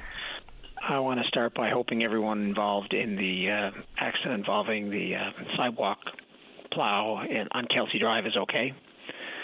And remind everybody to give the snow clearing equipment a wide berth. They're out there. They got a tough job to do. Sometimes their visibility is not great with blowing snow and stuff. So if you see anybody, one of our plow or even a private plow operator working, give them a wide berth. I don't know if it's just me or this is anecdotal and nothing more, but there seems to be more plows on the front of pickups than I've ever seen. I mean, they're absolutely everywhere. I suppose there's a few dollars to be made at it, and some people maybe do it for a matter of their own convenience, but it seems to be an awful lot of them out there. And that's neither here nor there. No, I have one, and so I'm more than familiar. I just clear my buildings lot in my house. I'm not out there trying to make a dollar. You can tear up a lot of people's lawns, and you can tear up your equipment pretty fast too. So and I'll also add to that, even though that's not what you called about, is we understand that when the snow is falling as frequently as it has here in the last week, that you've got a lot of contracts you're trying to satisfy and buddies you're trying to help, but that does not give you cause to be zipping around like a bat out of hell simply because you're busy. Yeah, and I'll add to that as well that you're not allowed to plow across streets, and please don't fill in sidewalks that have already been plowed by the city. I saw something downtown that Ted Blades put up. I saw it too, yeah. Yeah. So, it is tough, though, because we're running out of places to put it, But hopefully we'll get a bit of rain this week instead of snow, and we'll... And let's get the snow blowers out there, because it looks like there's more snow coming. Yeah, well, it could be rain. I'm pulling for rain, so hopefully the Avalon gets rain. We'll see. I also want to thank John. After I called last Tuesday, he came on and kind of held me to task for seemingly being down on recreation, and I thought about it all week. It was a reference I made to a $10 million ad to the Muse Center for a walking track and a steam room, and I just want to acknowledge that, obviously I'm a huge supporter of recreation. I've been in the business for 34 years, recreation. However, not all spends are the same. And, in walking around, I was down at Chalker Place, and they've got a small little chain linked in that's fully chain linked now because the swings were all rusted. So Chalker Place has no park. And when I look at that, the very small square foot, I think, man, you spend $30,000 or $40,000 on that spot, and now the children in that area have a place to play. I hear from Ken Mount Terrace the same thing. Someone reached out from Rabbittown, said they used to have a park there. They don't have it anymore. It's not anymore for, but that's relevant. And so, if you spend $50,000 and you find a place for neighborhood children to play, $10 million builds a lot of parks. So, sometimes it's complicated, it's nuanced, but my point overall is we have to spend the money of the taxpayers wisely and maximize the kids playing. Because the other thing to bear in mind too is that when you go to Paul Reynolds or to the Muse Center, you pay to go in there, and even if it's $4 or $5, that still adds up for a family. So having parks that are outside that they can play on, better spend of $10 million, in my opinion. But I'll leave it at that. Okay. I want to talk about, and it's kind of, the city works hand in hand, the snow clearing and Metrobus. And last Wednesday we had a big storm, and logically, nobody should have been on the roads. Thursday, it was still blustery. There's no debate. But it seems like both Thursday and Sunday that Metrobus just closed for the whole day. And I used to remember delayed openings, and it doesn't seem like that's a thing anymore. On a Thursday, we go from 6:30 till midnight with Metrobus, and on a Sunday it's like 8:30 till 8 p.m. And on Sunday I was involved in a wedding show, and the promoter, she delayed it till 1 o'clock, and I was on my way down. I was running a little late because I was plowing, and there was a young girl, woman on a bus stop, and I stopped. I said, the buses aren't running, and you could tell she was visibly upset. And she said, well, I'm waiting for a cab now, and my heart just went out to her, because at this point the sun was peeking through. This is 1 o'clock on Sunday, so it just makes me wonder whether or not we should be, not even wondering, stating firmly that Metrobus needs to be. I don't know what logic would be just to close for the whole day. Is that just an easy decision now? Lloyd Parrott was on last week, and we live in a northern climate, and the job of our public service is to keep everything functioning. And what do we do? Like last week, Metrobus didn't run for 3 days, for example, and there's a good chance that the type of weather we're getting now is going to continue. And I just feel like what's next? Like Marine Atlantic doesn't run unless the sea state is 2 meters. Fishers don't go out fishing. The oil industry stops. Like I think we need to take a step back and realize that we have to have a functioning economy. When I was at that wedding show looking around at the small business owners, and there was probably 1 or 2 who didn't make it, and some of them were driving in from Bay Roberts. And I thought, like, this is the way the economy functions. Like, people, not everybody maybe can get to work, but the malls were open, the restaurants were open, the services that we all rely on, and a lot of those people don't have cars, so they rely on Metrobus, for example, to get to work. And obviously the business owners and the customers all rely on those people to get to work. And if you got to take a cab back and forth to work and you have a 6 or 8 hour shift, well, that's just going to wipe out any money you have. And, not to mention the fact if we close because we can't keep the streets open, then obviously those people don't earn any money. And the response to that is not to pay them anyway, because the small businesses and the customers with inflation can't afford to pay everybody just because we can't keep the city open. So there's going to be circumstances where closures are required. I mean, safety's got to be correct. A serious consideration. But Metrobus, it's bigger than Metrobus because there's an awful lot of business and government decisions are based on when Metrobus is off the road, everything's shut. And it used to be Metrobus was that bellwether, right? That's what people look to. If there's an issue where we want to take the bus off the road at 4 o'clock, okay, we're shutting down the business at 3 o'clock. But now with decisions made at 7 o'clock in the morning for the entirety of the day, then I'm not so sure how we've arrived here either. Now, you mentioned the fishery and the oil companies and stuff. They make their own individual decisions. Like if I'm a fish harvester and a 65-footer, I'm going to go out when I deem it to be safe, and I'm not when it's not. The oil business will proceed on their own impact assessment too, but very much different than government or arm's length operations like Metrobus. So it's bigger than Metrobus. That's one thing for absolutely positive, because we all remember over the years is that when the buses came off the road, that was a sure sign that everything else was closing. And it was brutal out there. Like, it wasn't fit for man or beast when the Metrobus came off.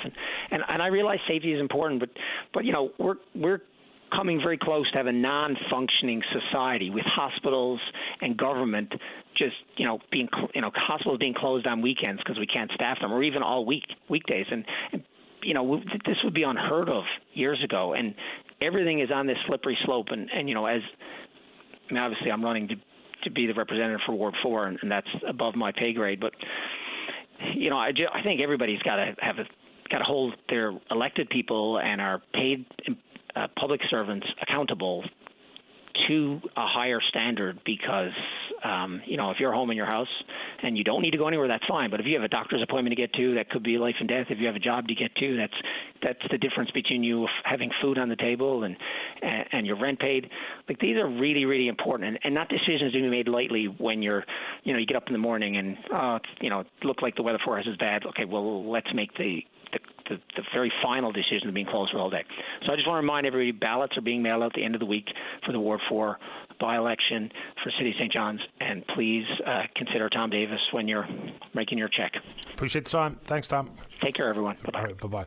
I mean, different organizations and businesses will make, different decisions based on forecast. So if I have a retail operation with 3 adult employees, then it's probably a much different calculation versus if you're Terry Hall and deciding to close the schools. But remember that some of these storm days, and we've had some, misfires where the forecast really didn't manifest itself, and consequently we had closures where it probably didn't need to do it, even though no one's saying we should be unsafe and throwing the kids to the wolves. No one's saying that at all. But then you question, for instance, like some of those closures where it really wasn't that bad, the government shut down. Nobody was going to working for the provincial government. No one working in the Federation building. So I think there's different tools to make these types of decisions. If it's going to get bad after lunch, it's one thing to close a school for a half day, which is a frustrating issue for many parents.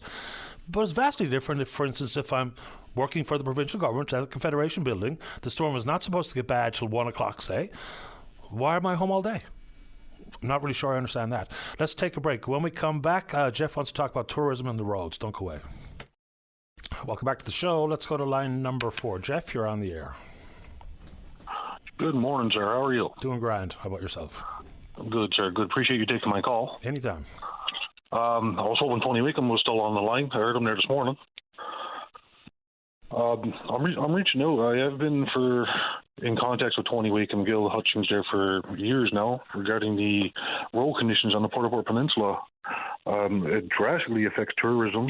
People back and forth commuting from work, like Lower Cove Mine, Atlantic Minerals is a huge source of income, and a lot of people work in the area. And along from that area, back and forth towards Steenville and Cornerbrook.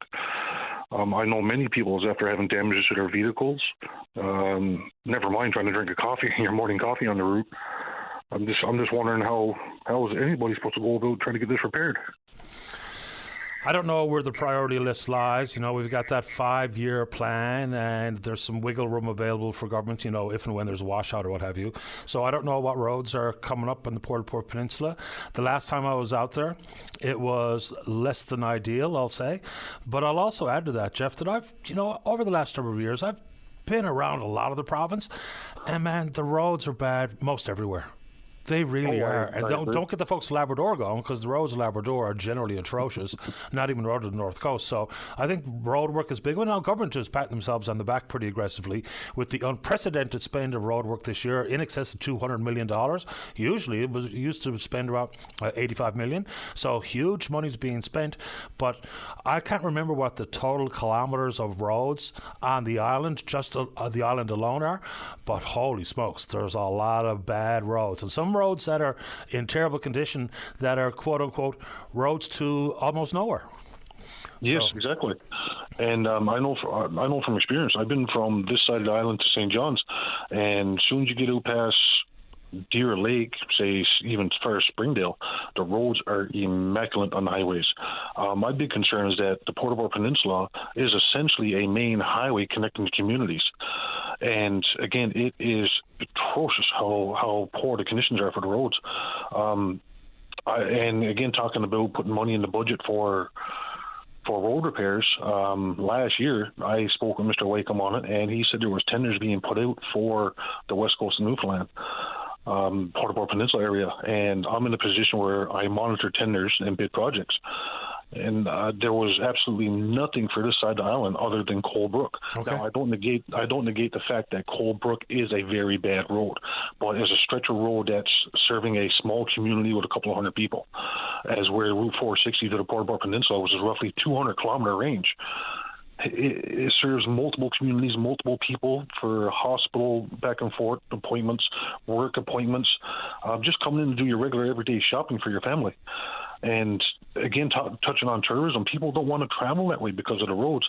So the local communities and shops, like in at the Tea by the Sea, and in at the Cape, and then other little local shops, they're not seeing the business due to these road conditions. Well, I mean, I know it firsthand. I don't know if it was this past summer, maybe so, but someone who was originally from here, so knew that this program existed. She was here with her husband as tourists, and they made their way around to some of the notable spots and ended up pulling over on the side of the road with a flat tire to call me to tell us how bad it was. So obviously It has an impact. Things like the food and the hospitality, and we're really nice to tourists, maybe not so nice to each other all the time. So the culinary scene and whether or not the place is dirty, like I tell this story all the time. I picked up friends of mine there a number of years ago, and we were just coming from the airport to my home in the East End. We were only on that stretch of, I guess, Portugal Cove Road for 500 meters before one of the people in the back seat said, "Man, it's filthy here." I'm like, oh God, how embarrassing, right? So things like that absolutely contribute to people's decision to come in the first place or to return. Yep. And another point regarding the roads that I've advocated for with these local associations and trying to be on a member on the board actually is the ATV tourism. You take places like Port aux Basques and Cornerbrook recently. They open up a lot of public roads to ATV and UTV traffic, which drastically increased their tourism. And in Steenville, Steenville, Newfoundland, there are a few roads, but I've been after, why aren't they extending that out to the peninsula also? And following all your regular guidelines, your insurance, your license, all whatnot, again, to increase tourism and bring that economy up to the local shops. Yeah, I guess that decision was made at the municipal level, right? So that was Jim Parsons and Gordon Brooks said, let's allow the ATVs to come through, and apparently worked out famously. So yes. You're suggesting that the province get in on the action and expand the allowable terrain for ATVs? Yes, that's a huge issue that I'm on board with, and I have been to the ATV Association. Mention them again, Mr. Wakeham, Hutchings, everybody I can think of regarding these facts. Department of Transportation and Infrastructure. Everybody says soy is not our dog, for lack of a better term. You need to go to such and such. Each one keeps passing the buck, and nobody's addressing the issues. So the roads that you're talking about expanding on, would they include highway? Well, it'll be the main stretch of road. Yeah, because the relationship between an ATV, the type of tires, and the way it maneuvers, pavement is, generally speaking, a pretty dangerous environment for an ATV. Now, it's one thing to be driving down Main Street in Corderbrook, quite another to be driving down a road that has a speed limit of 100. So now, the main highway that connects all these roads that I've been speaking about is 50 to 60 kilometers an hour. Okay. The road regulations for ATV is 40 kilometers an hour, which is fine. You got to adhere to the local traffic rules and laws and regulations. Again, and as for the tires, like I brought up to government and local municipalities, there's DOT approved radial tires. Now, it's not like it was 20 years ago when everybody was on their three-wheeler Honda. That was a hazard waiting to happen. Yep. What's safer than a side-by-side with a full roll cage or two-wheel motorbike zipping down the highway doing 100 kilometers an hour? Yeah, well, of course, the two-wheel motorbike, unless it's got a license and the proper tires for a pavement, is taking their own risk and breaking the law anyway. Anything else you want to add this morning, Jeff? No. Again, I appreciate the call. Hopefully somebody can do something with the road conditions, and let's hope for a better future for tourism on the West Coast. Hear, hear. Tourism is a growth sector. We can absolutely be doing better. Sometimes I think we rest on our laurels, right? We'll talk about how many people visit versus looking at comparable jurisdictions and what they've done. Now, some of that would be air access and those types of issues, which is a bit beyond the scope of our roadwork infrastructure chat. Jeff, appreciate your time. Stay in touch. Thank you. Bye-bye. You're welcome. Bye-bye. All right, let's keep going. Line number 6. Rob, you're on the air. Good morning, Patty. Morning to you.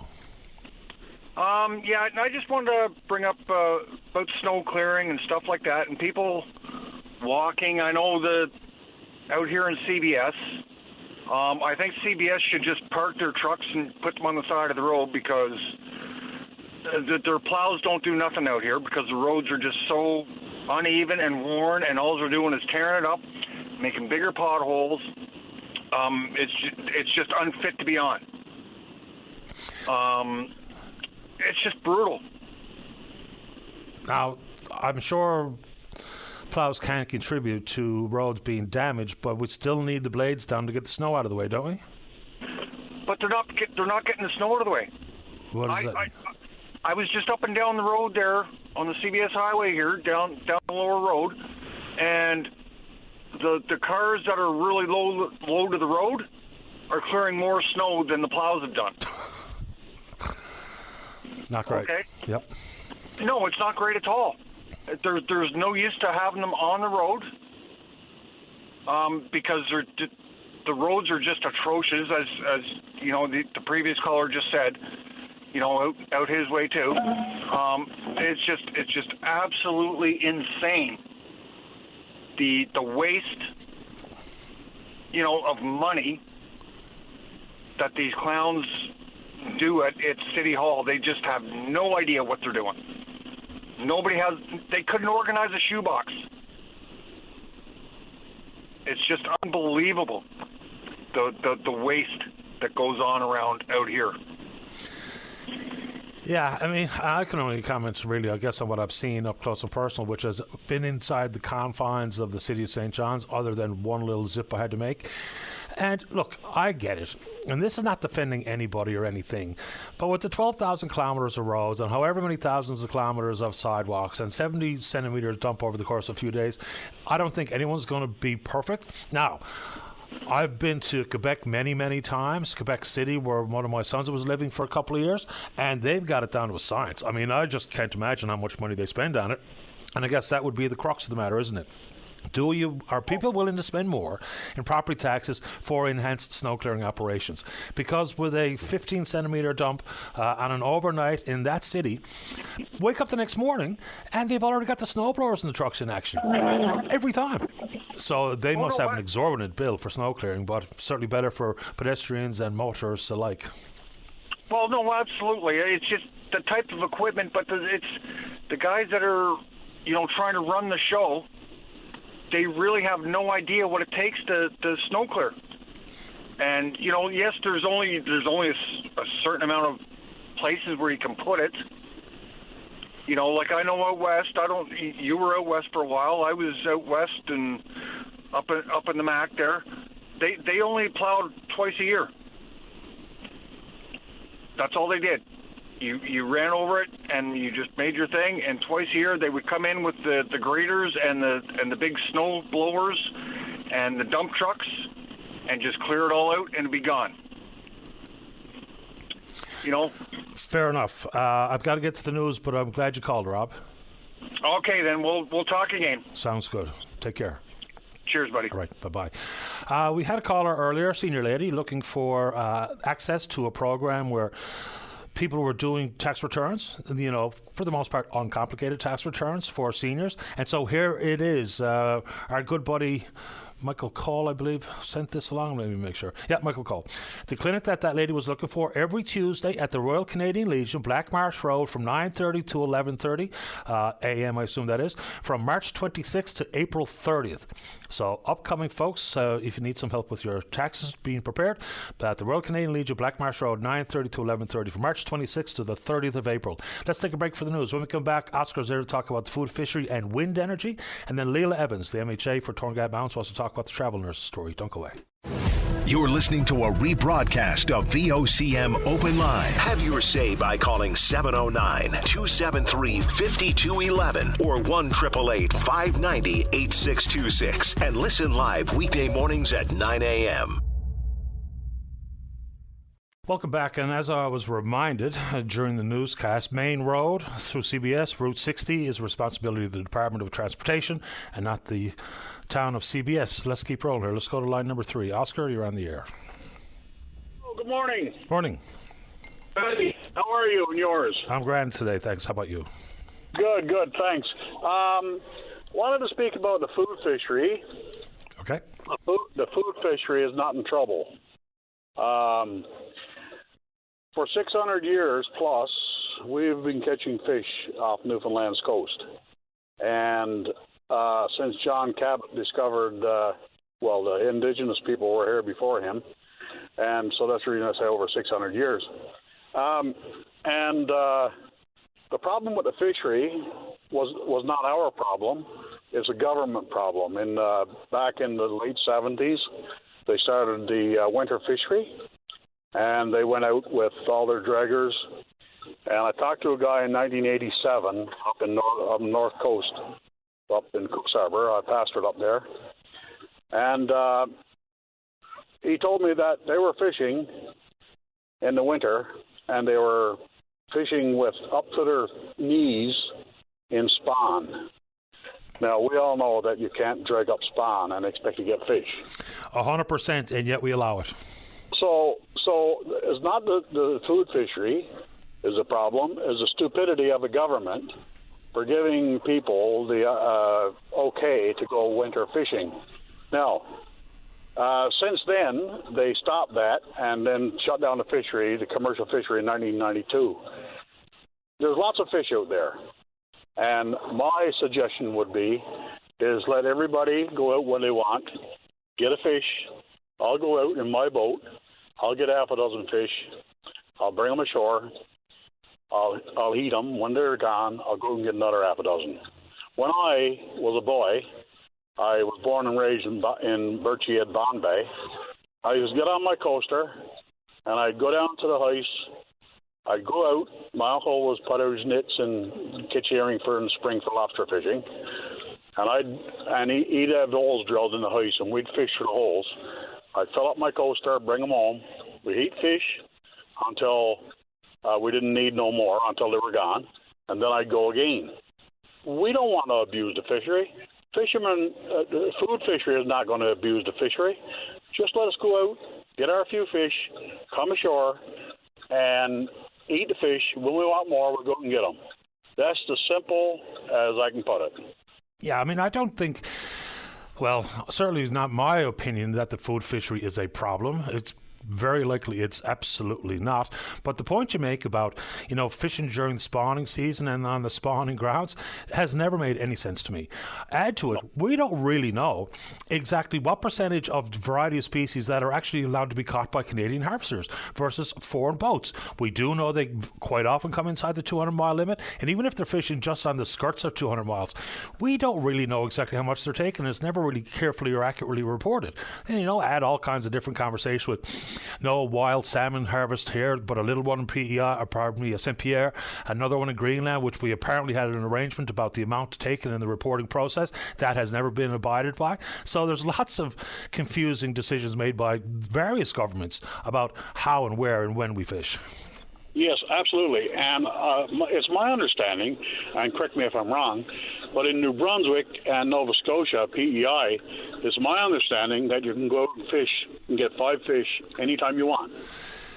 I don't know if that's 100% accurate, but they do have much more lax season than we do. No doubt about that. Yeah. Anyway, that's my take on the fishery. As far as I'm concerned, we're not in trouble when it comes to the fishery anymore, and we've rebounded well. And whenever I get a chance to go, which I don't have a working boat right now, and when I get a chance to go and get a few fish, I'm glad, and I appreciate going out with my brother-in-law, and I got my fish last fall, which was wonderful. Anyways, the other thing is that if I don't get out with somebody, I buy my fish. This year past, I got it for $4 a pound. Now, filleted, skinned, everything, and beautiful fish. And so it's really not that expensive if you look at it. Anyways, the other thing I wanted to mention is the hydroelectric with the windmills. I think that one of the problems we have with that is they're putting windmills in places where people have cabins and stuff like that. No need. You can go on any hilltop in Newfoundland, anywhere on this province, and get lots of wind to run these farms. And we got thousands upon thousands of acres of land off the highway that nobody's living and no cabins. Why would you go into a road like in Botwood area and go into a road, central Newfoundland, and put up a windmill or put up a wind farm where there's people with cabins and is going to kill their land value and their cabin value? It's a fair question. We had a conversation with a gentleman last week who was talking about exactly that, and the area of concern was New Bay Pond. Yeah, exactly. That's the reason I called, actually. Okay, because, this is even bigger than where they're building it, because apparently they had a land lottery draw, and he got involved, and he spent some money to clear the land and all the rest of it, and lo and behold, there was already the possibility for these wind turbines to be proposed for that exact region. So it comes across as patently unfair not to have all the information before you put a bid on a piece of property. Yeah, and also, like I said, you can get wind enough to run those wind farms anywhere in Newfoundland. You don't have to go in the road where people got cabins. Yeah. The locations, certain parts of the province, we don't get a whole lot of conversation about it. And, of course, notably on the Port-au-Port Peninsula, where the footprint of these windmills will be about 40% of the peninsula itself. So that is significant. Plus, I don't think we've really firmly wrapped our minds around just how big these things are. Look, we can all picture wind turbines in our mind's eye. Offshore looks different than onshore. I've seen some, for instance, in Scotland where they're big, but they're not as big as what we're talking about here. We're talking about 200 meters. And for context, Signal Hill from the sea, from the water level to the top of Signal Hill is 167 meters. These are 200 meters. Confederation Building is 64 meters tall. These are 200 meters. Yeah. They're huge. They're huge. Absolutely. And I'm not making the point that is good, bad, or indifferent. Is that I don't think we've really firmly understood just how big they are. Yeah. Yeah, and that's basically all I wanted to discuss, Patty. And I appreciate the call. Appreciate you taking my call. And one of these days when I hear something else, I'll want to chime in. You have a wonderful day, my friend, and God bless you. The same to you. Thanks for the call. Take care. Oh, bye-bye. All right, bye-bye. Yeah, let's take a break on time. Let's come back and speak with the NDP member for Torngat Mountains about the travel nurses. That's Leila Evans. Don't go away. Welcome back to the show. Let's go to line number 2. Say good morning to Leila Evans. She's the NDP member for Torngat Mountains. Good morning, Leila. You're on the air. Good morning. Good morning. Yeah, sorry about that. I was just calling in to talk a little bit about the calls for the Auditor General to investigate the travel nurses. Now, Patty, that's not something that's new to the NDP. Jim Dinn, our leader, Jordan, and myself, we've been calling for that investigation. Since early last year. In December, we actually put out a press release and letters were sent, not just, an investigation by the Auditor General into the travel nurses, but into Newfoundland Labrador Health Services and the predecessor, the regional health authorities. Because what we find is it's not above board. There's something shady going on, and the Globe and Mail, has produced this story with all these facts in there, and it's quite outrageous. But I think we need to have the Auditor General investigate to really expose it. And what we see now, unfortunately, is with this particular government, we see a history, where we expose things either to an ATIP, like, for example, the investigation into the security breach, with all the healthcare records, where Russian hackers actually got a hold of our private health information. And through ATIP, we found that for years, the Minister of Health knew about these risks. And also, if the systems would have been upgraded, changed out to protect our personal information, also there would have been cost savings, and also it would have improved the healthcare system. And we learned that through ATIP, And then we also look at the Auditor General's investigations, like the one to Nelcor. Like outrageous things when we look at where did the billions of dollars in overspending go. Like one of the crazy, foolish things, I should use the word foolish, was, moving a hot tub across the country for a new employee. But it resonates when you read the Globe and Mail's articles there. Like some of the things that they done for these travel nurses was pet transportation, new furniture. When our local nurses who are invested in our communities are calling for some improvements, some benefits so they can have quality of life. So to me, Patty, we've been calling for this investigation because I think we need to expose, like, really how deep this goes. And also, it will show that what the nurses unions and what the nurses themselves are calling for is not unreasonable. This life balance, safer workplaces, not having our nurses in the system get so burnt out and so downtrodden that they leave. And that's what's happening. It's not just a pandemic. It's just not what happened because of COVID. It's because, there was no respect given to the nurses. And to me, to hear the government say we can't afford to get rid of these travel nurses, they're providing an essential service. We need to keep them. We can't afford to transition off of them. Yeah, well, I mean, at some point there might be a dollop of truth to that, given the fact that how many travel nurses are in the system and the amount of money being paid. The problem is how we got here. So just specifically, like when people say, it's one thing to call for the Auditor General, but what do we really get when those investigations take place? Personally, I think they do a critical job for us. And, for instance, when there was the Auditor General went into Nalcor, it did bring upon some changes, like doing away with the bonuses and control of the management salaries and things like that. So that's an example pragmatically about how it can work. But in other arenas, Nothing has really changed.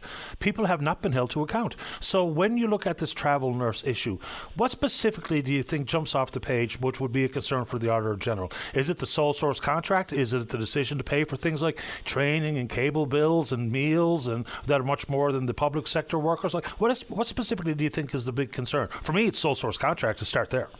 Yes, it was, and how did we how did we get here, right? I mean, and also like when you look at the costs that's being wasted and not invested in our public health care, like some of the really sad things come up, like for example that $1.6 billion that was quoted, where the private contractor was paid $1.6 million for meals for these travel nurses. But when the nurses were questioned, who are who are travel nurses, they said that they had to pay for their own food and they never received it. So where did that $1.6 billion go that was paid to the contractor? It basically went in for more profits. It went straight into their pockets. Yeah. If they didn't distribute it to the nurses that they have hired for their meals, then they simply pocketed the money. I'll just go back now to the NDP press release that was put out in December that I was talking about, because I heard Tony Wakeham on the radio, talking about when we need the Auditor General to investigate all the things that's was said, but like we've been calling for it, and one of the things we talked about is the use of these for-profit nursing agencies, costing the province $18.4 billion per year compared to the $4.1 million that our public employed nurses cost. Right, so when you look at it, they're providing a service, but at what cost? Like, we could actually lift up our public health care system. We could pick up and boost our system by taking that money that's going to private companies and also to travel nurses who are making 2 to 3 times what our local nurses are making. And also they can, what's not fair? There's so much unfairness. It's so much unfairness to our local nurses. It's so disrespectful, and I think we need to know exactly what's going on. Like, what's this government hiding? Because we learn a lot from these Auditor General's reports, and what happens is it allows us to see, it gets exposed, and then corrective action has to be taken, right?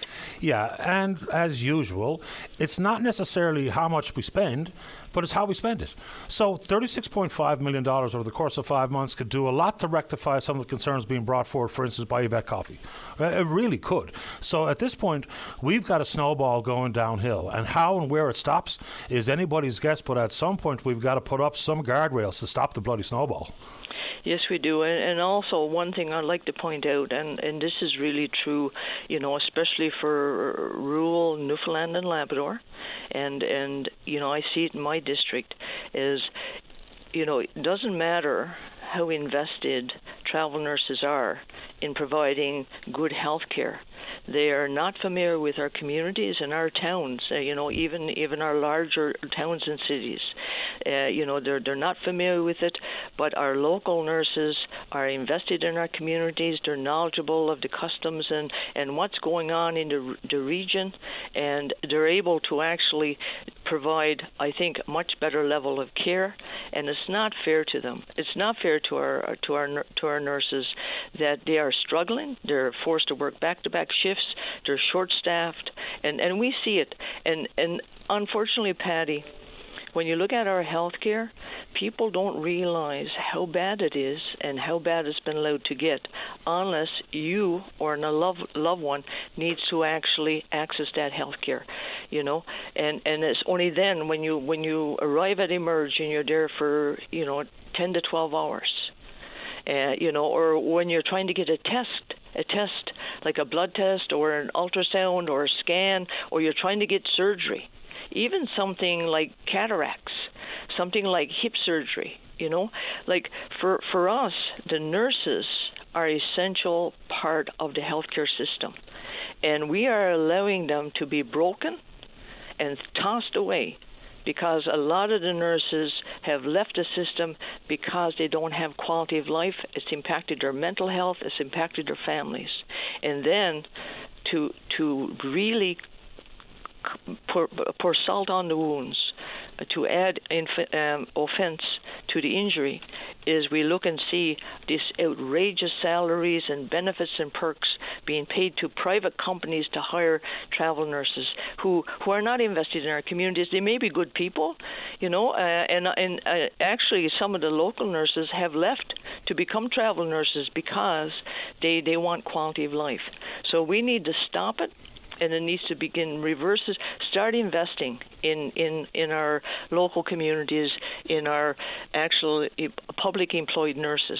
That's what we really need. And this, I think, the Auditor General will expose really what the true cost of allowing these travel nurses and private companies to become the crutch that the government is leaning on because they failed to address the public health care system. I appreciate the time this morning, Leila. Thank you. Yeah, and thank you very much, Paddy. My pleasure. Take care. All right, bye-bye. Leila Evans is the NDP member for the Torngat Mountains. No one's disputing that this story and the numbers attached to it is a big issue.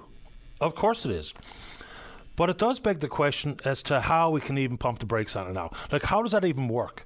So with all that money being spent, and however many travel nurses are actually working in the system, I don't know. That'd be a helpful number to have. But people aren't wrong when they say that $35.6 million, had it been spent on improving the lot in life and or the rate of pay for healthcare professionals, including registered nurses and nurse practitioners there, we maybe wouldn't have found ourselves in this spot. But now we're at the point where it becomes an extremely difficult, a monumental task to address it in reasonable and manageable fashion, because if it was $1 million annually prior to the pandemic, and in a 5-month snapshot of last year, over 35.5 million, then boy, putting that toothpaste back in the tube is going to be a trick. Let's take a break. When we come back, Anita is in the queue to talk about trespassing. George wants to talk about the salmon fishery, and then lots of time for you. Don't go away. Start your day off right. Get the latest updates on news, traffic, and weather conditions, plus interviews with today's newsmakers. Your go-to source before you get on the go. 5:30 to 9 a.m. weekdays. Your VOCM mornings. Welcome back to the show. Let's go to line number 1. Anita, you're on the air. Hi, Patty. Thank you very much for taking my call. I'm one of the owners of Windy Heights Farm up in Portugal Cove, and I'm calling with regards to an ongoing problem that we're having with the use of ATVs and snowmobilers and the destruction that they're causing to our land and wetlands and conservation areas. And I really needed to call in because I think that we're in a position where people have to start being aware that there is no right-of-ways to farm fields. We're having real problems where locals are claiming they have the right to trespass because they feel it's a historic trail.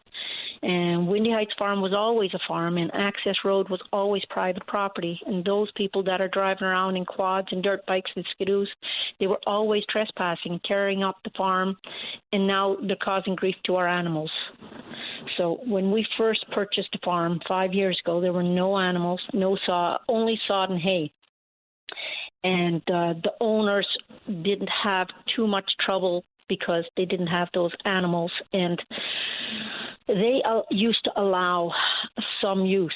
And so we've got a long history of individuals using farm fields because it's great to go on a skidoo on a farm field. I understand that, but they don't understand. They're damaging the crops. They're compacting the soil, and they're penetrating the ice so that nothing grows there until July, August. So we're really put behind the 8 ball when this happens. So we've been trying to educate for the past 5.5 years, and we've been telling them that we're intending to get livestock. And now this year, we're at a point where we have a significant number of livestock, and they're being severely impacted. And we've had 3 sows, which are mama pigs. They've given birth over the past week. and all 3 of the sows have trampled at least one baby piglet because they've been pacing back and forth in their pens when the skidoos are racing past. And we have to run to the sows, and after the skidoos have been racing around and we try to calm them down, but the damage is already done, the piglets get crushed.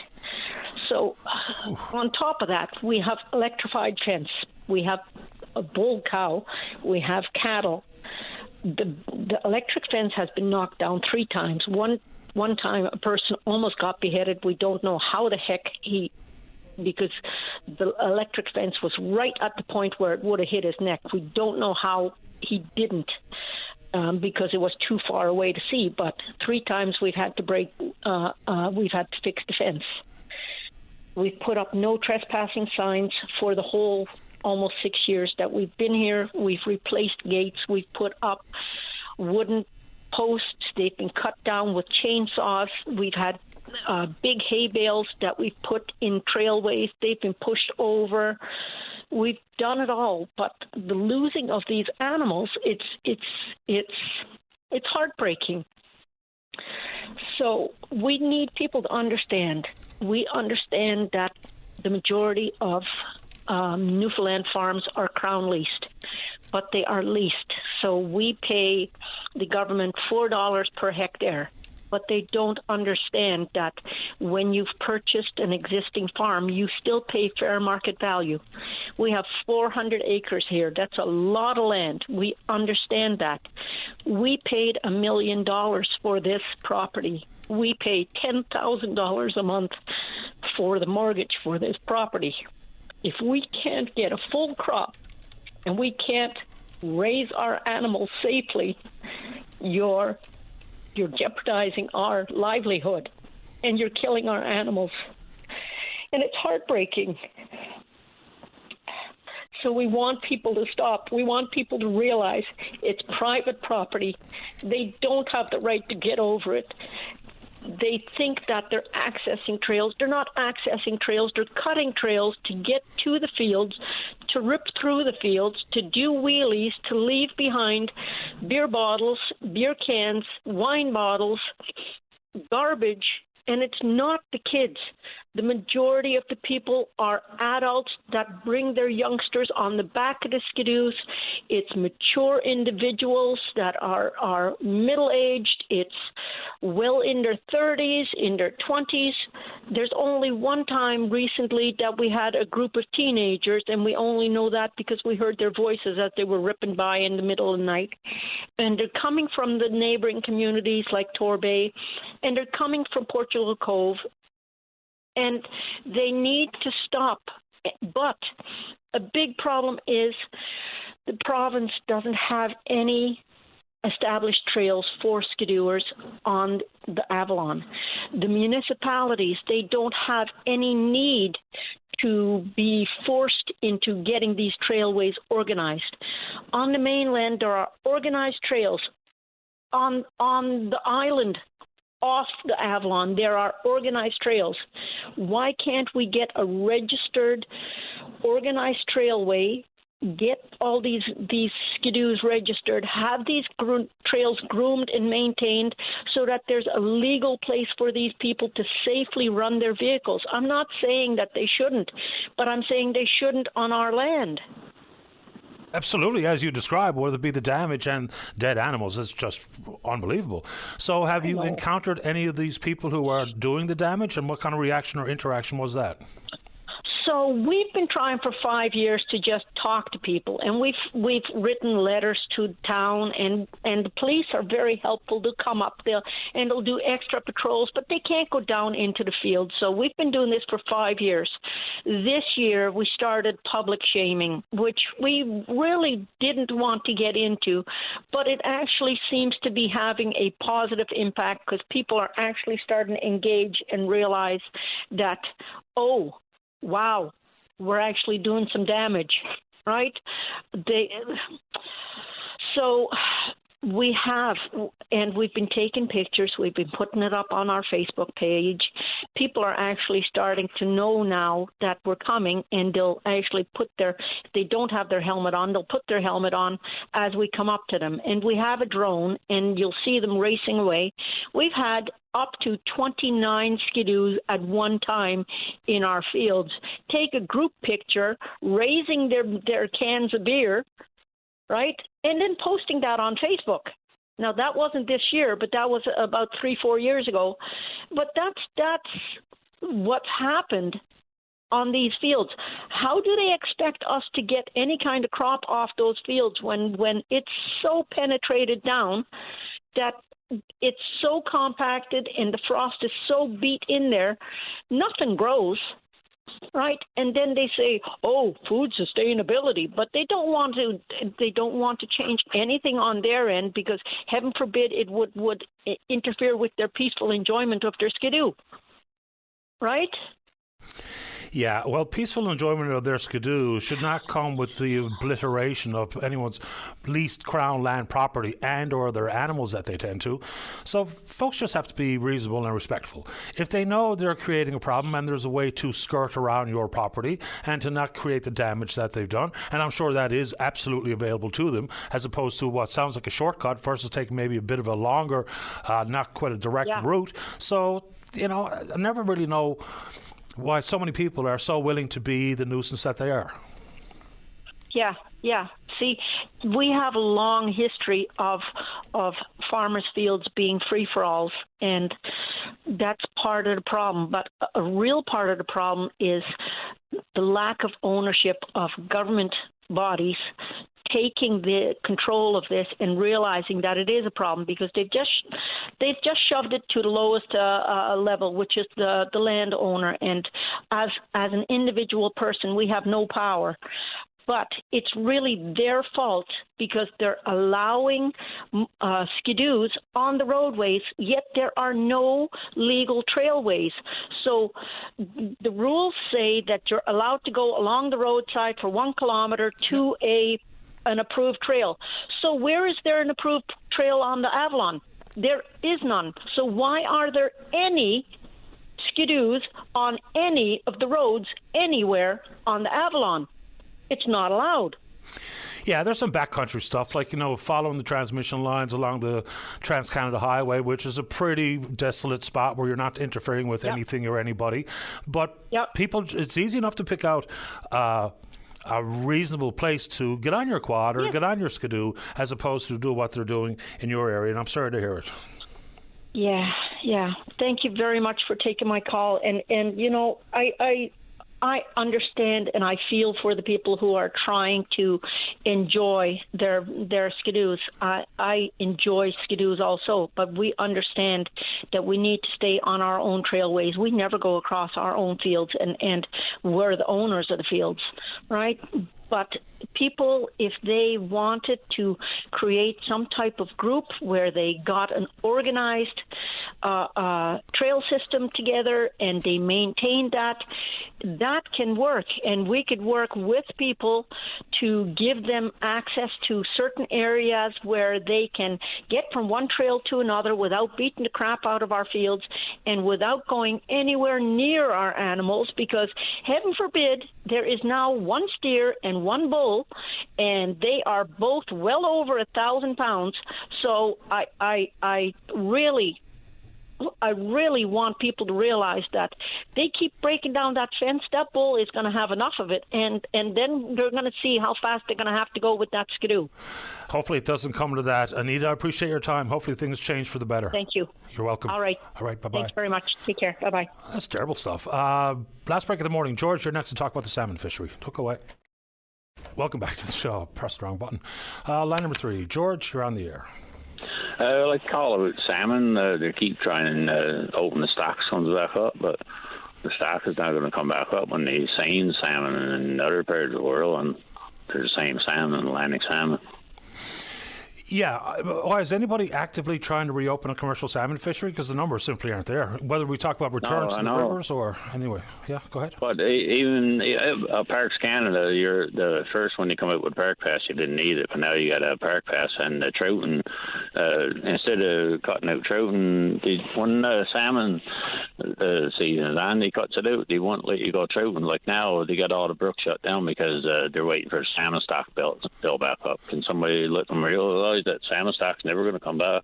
Well, I don't know if it's ever going to come back or not.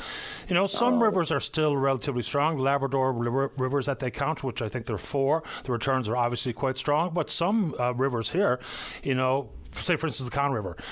Historical returns years ago were very, very strong, and now they're down to a pittance. So obviously the stock is in absolute trouble. And there's some science being done about exactly what is happening to the salmon when they move off into the ocean and why they don't return. There's actually a news story I heard not long ago where this scientist was talking about they have tagged some of these fish to find out, and they're able to figure out whether or not it was eaten by a whale or a seal or something like that, or just died for other causes or reasons, disease and otherwise. So yeah, the salmon stock is in desperate shape, obviously. Well, it is there in Newfoundland, but it's not in other places. In other places, they're seeing salmon catching the biggest kind right in the rivers. That's why the salmon stock is never going to come back. Okay, it's certainly a contributing factor. The codfish is the same thing. The codfish is the same thing. In certain spots, they sit their traps, and they don't sit any other kind of traps, only crab traps. They catch codfish out of them, thousands and thousands of pounds. And there, you're not allowed to catch no codfish. Yeah, like the government, the government got different rules. Different governments, different rules. It's all the same fish. It should be the same rule on this side of the island or on the other side of the country, wherever. Well, the federal government handles the west coast of the country fishery vastly different. And plus, the structure of the fishery, in all fairness, off the coast of BC is much different than how we operate here in this province. And then with the salmon, like, there is a commercial stock, a commercial harvest of salmon off St. Pierre. It's fairly modest, but there is one. And the migratory route is very clear. There's a direct relationship between North Atlantic salmon that would make their appearance here in our waters and in Greenland. And the Atlantic Salmon Federation, they signed, I think it was a 12-year agreement with I don't think it's with Greenland, I think it's with the union representing the harvesters in Greenland, 20-ton annual target. And they haven't abided by their side of the bargain, so that's not helping either. No, and like I said, they're seeing them in the rivers, the biggest kind of salmon, biggest ones you've ever seen. They're seeing them. This fine salmon that the government is still waiting for to come back to Newfoundland is never going to make it there. They haven't got sense enough to realize it yet, I guess. Yeah, well, I don't think anyone's really thinking that there's going to be that kind of commercial harvest of salmon anytime in the near future, if ever. George, appreciate I don't care about the commercial harvest. It's just that when they're expecting the salmon come back and stock up the brooks, and Parks Canada shuts down the trouting because they want salmon stock to build back up. All they're doing is taking rates away from people because they're not leaving low trouting because salmon stock's not up. Well, salmon stocks have anything to do with trouting. Right now, you're not allowed to go trouting because salmon stocks are down. Okay. But when the salmon season is open, you're allowed to catch and release. Did that have anything good to do with salmon? No, they die as boats at the river, but people haven't got no sense to realize it yet. Yeah, the mortality rate is a real thing. I appreciate the time this morning, George. Thanks for the call. All right, thank you. You're welcome. Take care. Bye-bye. All right, where do you want me to go here, Dave? Let us go to line number 2. Say good morning to Brenda O'Rourke, the owner of the Woodstock Restaurant. Good morning, Brenda. You're on the air. Hi, Betty. How's it going? Or Brendan, pardon me. Brendan, yes. Welcome to the show. Thank you. I was just giving you guys a call today. Looking to just start a little conversation. So we're bringing back the buffet here, which was a bit of an infamous part of Woodstock historically. Obviously the pandemic put an end to that, but now that we're bringing it back, I figured it'd be a good opportunity to open a little conversation because we're looking to pair with some community groups. Food waste is obviously something that would be a big concern for a lot of guests coming to the buffet, but that's why we want to try and get ahead of it. And we're looking to see if perhaps any of your listeners had any knowledge of the groups that might exist out this way in CBS and Paradise, or and just kind of have a conversation about the buffet. Well, it's certainly something that I would associate with going to the Woodstock, especially for a brunch on a Sunday. Yes. And I mean, as a child, when we, as a family, would go to the Woodstock, it was in the middle of nowhere. It was a real adventure to go to the Woodstock, and the live piano, and it was kind of always a really great experience. So what kind of conversation are you trying to ignite here, Brendan, or you simply want people to be aware of the fact that it's coming back? Well, I mean, that was the original intention for the call. Now, to let people know, because like you said, the Sunday buffet and Woodstock are intrinsically linked for a lot of people. The fond memories that people have with the family traditions, whether it's on the birthdays or just coming out on a Sunday. It's something that we want to make sure that people are knowing about, and we're just looking to start a bit of a conversation around the buffet, and perhaps why it took so long to come back, or if anybody had any questions, that kind of thing, Well, if they'd like to elaborate on the show, we can have that. I wouldn't mind having a conversation around the buffet physically. Sure, yeah. I appreciate the time. Good luck with it, Brendan. All right, thank you. You're welcome. Take care. Bye-bye. Okay, bye-bye. Yeah, I mean, going to the Bella Vista when we were kids, it was an absolute massive adventure. Okay, let's go to line number 4. James, you're on the air. Just a quick comment on the snow clearing, Paddy. Okay. Driving up Torbay Road yesterday and see a sidewalk plow, a blower going up, doing a wonderful job, nice clean job. Just down the road from him comes a snow plow with the wind blade down. Ruined his job altogether. So I think part of our job, a problem with the snow clearing, sidewalks, everything else, is lack of coordination, or because they got GPS on all these machines. All they got to do is have somebody monitoring it, and so that they don't destroy the work of the guy doing the sidewalk. Yeah, you have to put the choreography in place, just like a dance, right? Because if you go in the inappropriate order, then of course you're just backfilling work that's already been done, and so we got to do it twice. I mean, I see that happening. And then you'll add into it when the snow is getting cleared, and some of it, whether it be the private or public operator, just ends up blocking up a sidewalk or putting a snowbank in a sidewalk. We've just, I know people are in a rush and trying to do what they can because they know there's been a lot of snow, but you can't. Must have supervisors be able to watch that sort of stuff and coordinate that a snow plow with a wing down don't follow a sidewalk blower. I get it. Okay, buddy. I appreciate the time, James. Bye. Take care. Bye-bye. Yeah, it's got to be carefully choreographed. Of course it does. You see some of those videos going around with other major cities in the country about how they do indeed approach it, and just how quickly they get the blowers out. Because it's one thing now, because here's where we are, is finding a place to put the snow, whether it be because of a plow and or shoveling your own driveway. But anyway, good show to kick off the week. Big thanks to all hands who support the program, and we will indeed pick up this conversation again tomorrow morning right here on VOCM and Big Land FM's Open Line. On behalf of the producer David Williams, I'm your host Paddy Daly. Have yourself a safe, fun, happy day. We'll talk in the morning. Bye-bye.